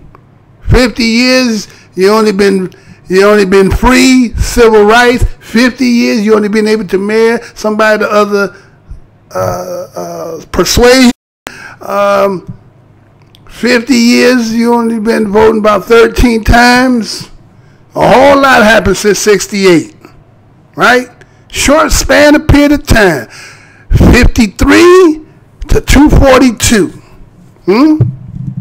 And wonder why we have so much turmoil in this country. All this shit is still new. All this shit ain't been worked out. It ain't gonna work out like that. You know, propaganda and start making people where you penalizing them for saying certain things and all that. And okay, it'll have its point, but the point is, you know, you introduce something, but again, even though you couldn't be direct because you had to make it more futuristic, you didn't want to address what the people were of the time. So this is some space. Captain Kirk was a space, and they idolized Captain Kirk. Captain Kirk was the way they idolized. He was this cool white cat. I mean, he was getting the green, the pink. It didn't matter. He was getting all the women. What would be any different by him getting a sister, right? So they break that. Could you imagine the brothers and sisters of that time of 68? What they were saying? Okay, well, King gone at that time. Malcolm gone at that time, right? So I guess that's what they waited for, right? It was a good time to introduce this. Well, I guess because Martin was more about integration, right? And we come to find out later on what Harry Belafonte said, that leading these people to a burning building. And we've been trying to get everybody out ever since, right? But I got one tomorrow for y'all. If you ain't seen that one, boy, that one's going to really trip you out. I'm going to take you to the origins of that, right? You seen 50 years there? I'm going to take you back to when it went way back. Matter of fact, they put the story out there. They were way back, right? Where they're supposed to take place. And this is, so when we see people like that, and again, that's anybody who might be in here, and that's how you get down, that's your business. I'm just going to show you what it is and what it's about. So, the kiss that was heard around, that infiltrated and came through every people's, that eye in the house. You can imagine the conversation of that time, what that was being said. Had to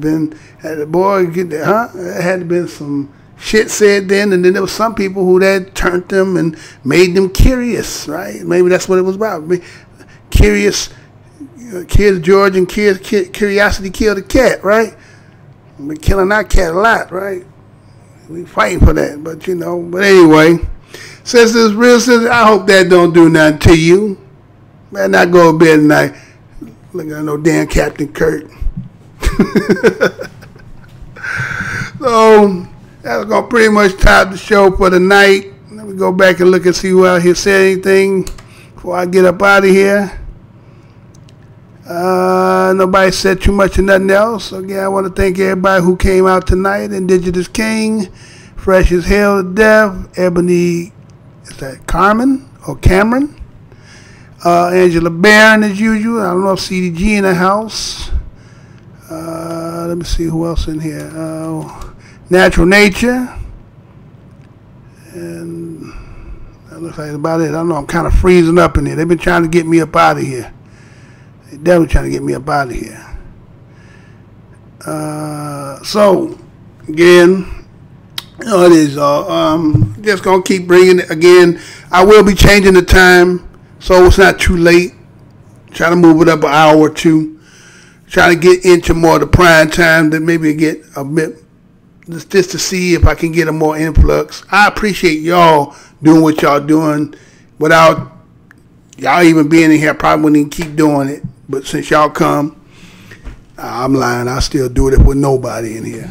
But but I'm appreciative of y'all coming in here and participating and you know, just giving it something and just being able to just, you know, I'll be always taking stories and find them and I'll bring them and present them. So if that's what you like, you're more than welcome to keep coming over here as much as you like and contribute just by a like, dislike, you know, comment, and that's all good. You know, again, you know, all we got is each other. And, you know, we just gotta realize that we in this to the end. Like Chucky, we're a friend to the end. And, you know, how we gonna put Voltron together? I think one piece at a time. And it starts with places like this and others, and somewhere we can try to build some bridges and get some understanding and understand what this is all about and what we're going through, and just work it out.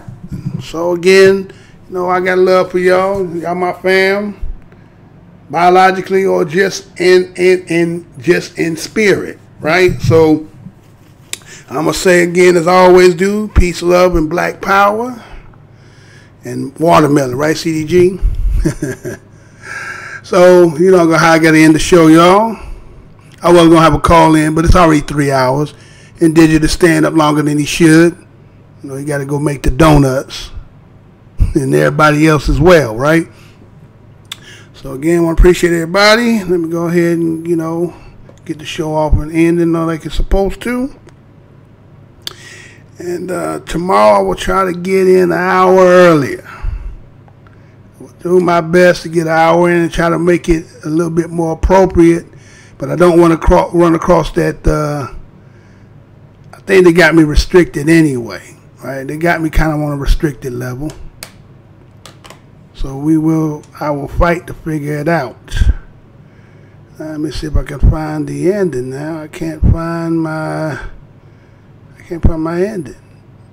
You know, it's kind of funny how they be making it hard for me to do what I do.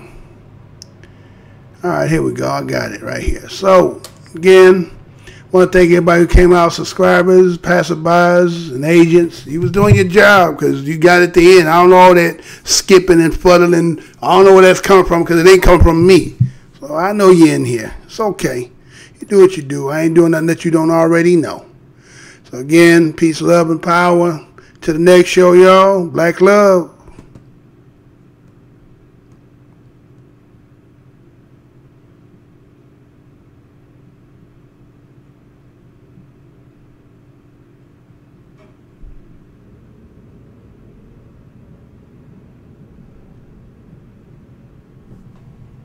You see how they freezing it up? Look at that. It don't make no damn sense.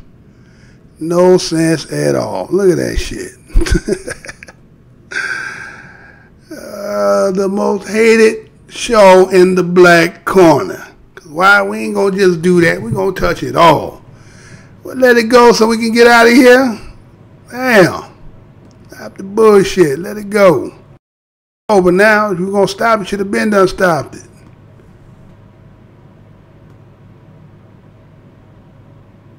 That shit. Look, huh? Look at this shit, y'all. Y'all think I be lying, huh? Portions of the following program may be unsuitable for younger or more sensitive viewers. Viewer discretion is advised.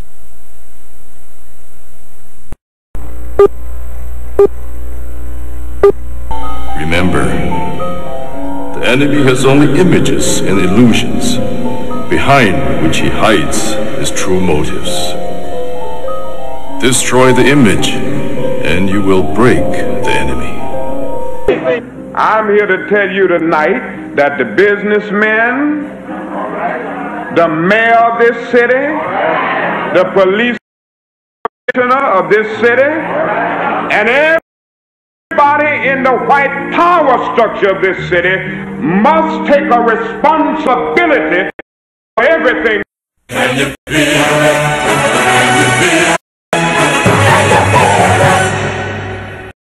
Luther and I, and everyone in this arena tonight, are unified by the same great American values. We're proud of our country. We respect our flag.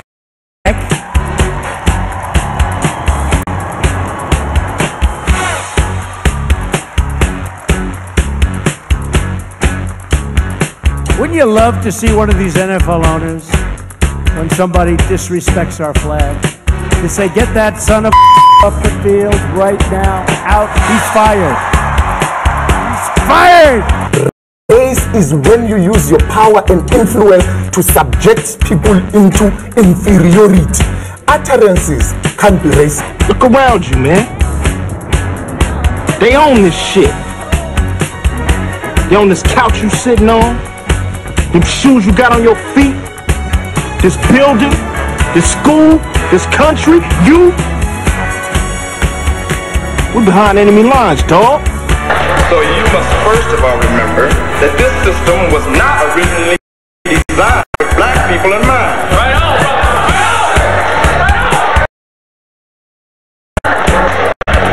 And it definitely was not prepared for black people to in the end begin to demand their rights and an equal share in this country which they died for. Right on. Hey, and we definitely are not going back to Africa. In the church, we used to sing the song, "Good news, the chariot is coming." While you sit here today, knowing that you have come to hear good news, you must realize in advance what good news for you might be bad news for somebody else. What good news for the sheep might be bad news to the world. They say, oh, things are getting so much better for you. In 1849, it was hitting blacks on the head 100 times a day. In 1990, they hit them 48 times a day. Isn't it better? Oh, it's got to be better. You're saying 52 blows. The only purpose of most black Americans on earth today is to destroy. I think that's noble. Italians love Italians. When Irish love Irish. But when a nigga loves a nigga, it's an unpardonable sin. They have blood in their hands. When we say they have blood in their hands, we are not saying him, George Bezos, went and killed. But white people colonized us. They dispersed us. They enslaved our people. They sucked our economy dry. They are still sucking it dry even today. That's white people. Tony Blair, George Bush, Napoleon Bonaparte, Leopold, Adolf Hitler, Benjamin Netanyahu. All white people, they are the same. They are racist and they are full of hate. I've been waiting for you. You have many questions, and though the process has altered your consciousness, you remain irrevocably human. Ergo, some of my answers you will understand, and some of them you will not. Concordantly, while your first question may be the most pertinent, you may or may not realize it is also the most irrelevant. Why am I here? Our world is coming crumbling down. The coons are coming. You got to understand that white America has an uncanny way of making the victim the victimizer. Excuse me, master, for putting my head in the way of your club. Not that your club is brutalizing my head and putting hickeys on it. My head got in the way of your free swing and broke your shiny stick, and I want to apologize for that. Your life is the sum of a remainder of an unbalanced equation inherent to the programming of the Matrix. You are the eventuality of an anomaly which, despite my sincerest efforts, I have been unable to eliminate from what is otherwise a harmony of mathematical precision. While it remains a burden assiduously avoided, it is not unexpected and thus not beyond a measure of control, which has led you inexorably here. There are more connections in the human body than there are stars in the galaxy. We possess a gigantic network of information to which we have almost no access.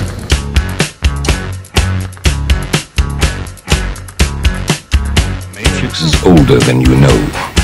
I prefer counting from the emergence of one integral anomaly to the emergence of the next, in which case this is the 6th version. 5 months before me. 3. There are only 2 possible explanations. 5 months before me. Either no one told me, or no one knows. Precisely. As you are undoubtedly gathering, the anomaly is systemic, creating fluctuations in even the most simplistic equations. Control me! I'm gonna smash you to You can't make me do anything like this.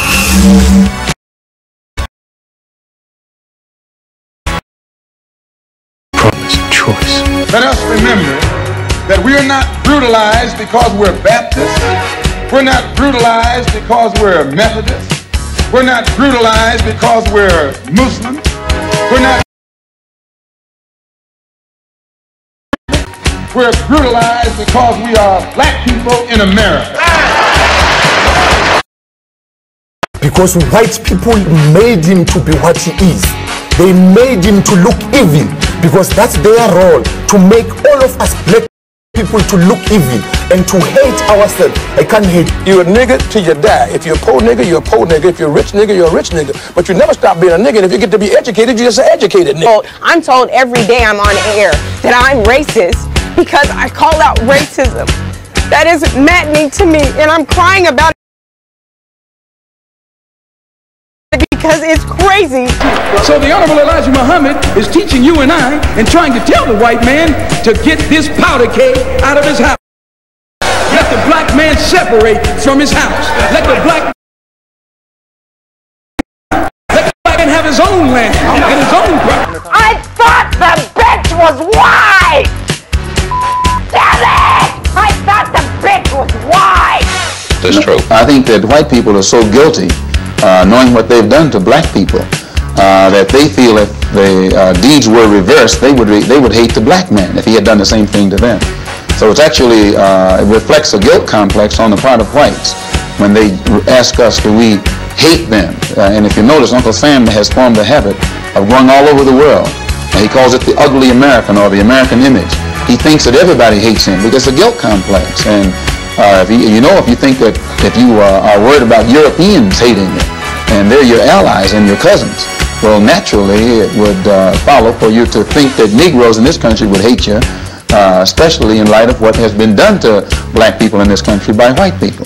Now, check it out. The white ball dominates everything, right?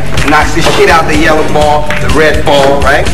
And the game's over when the white ball drives the black ball completely off the table.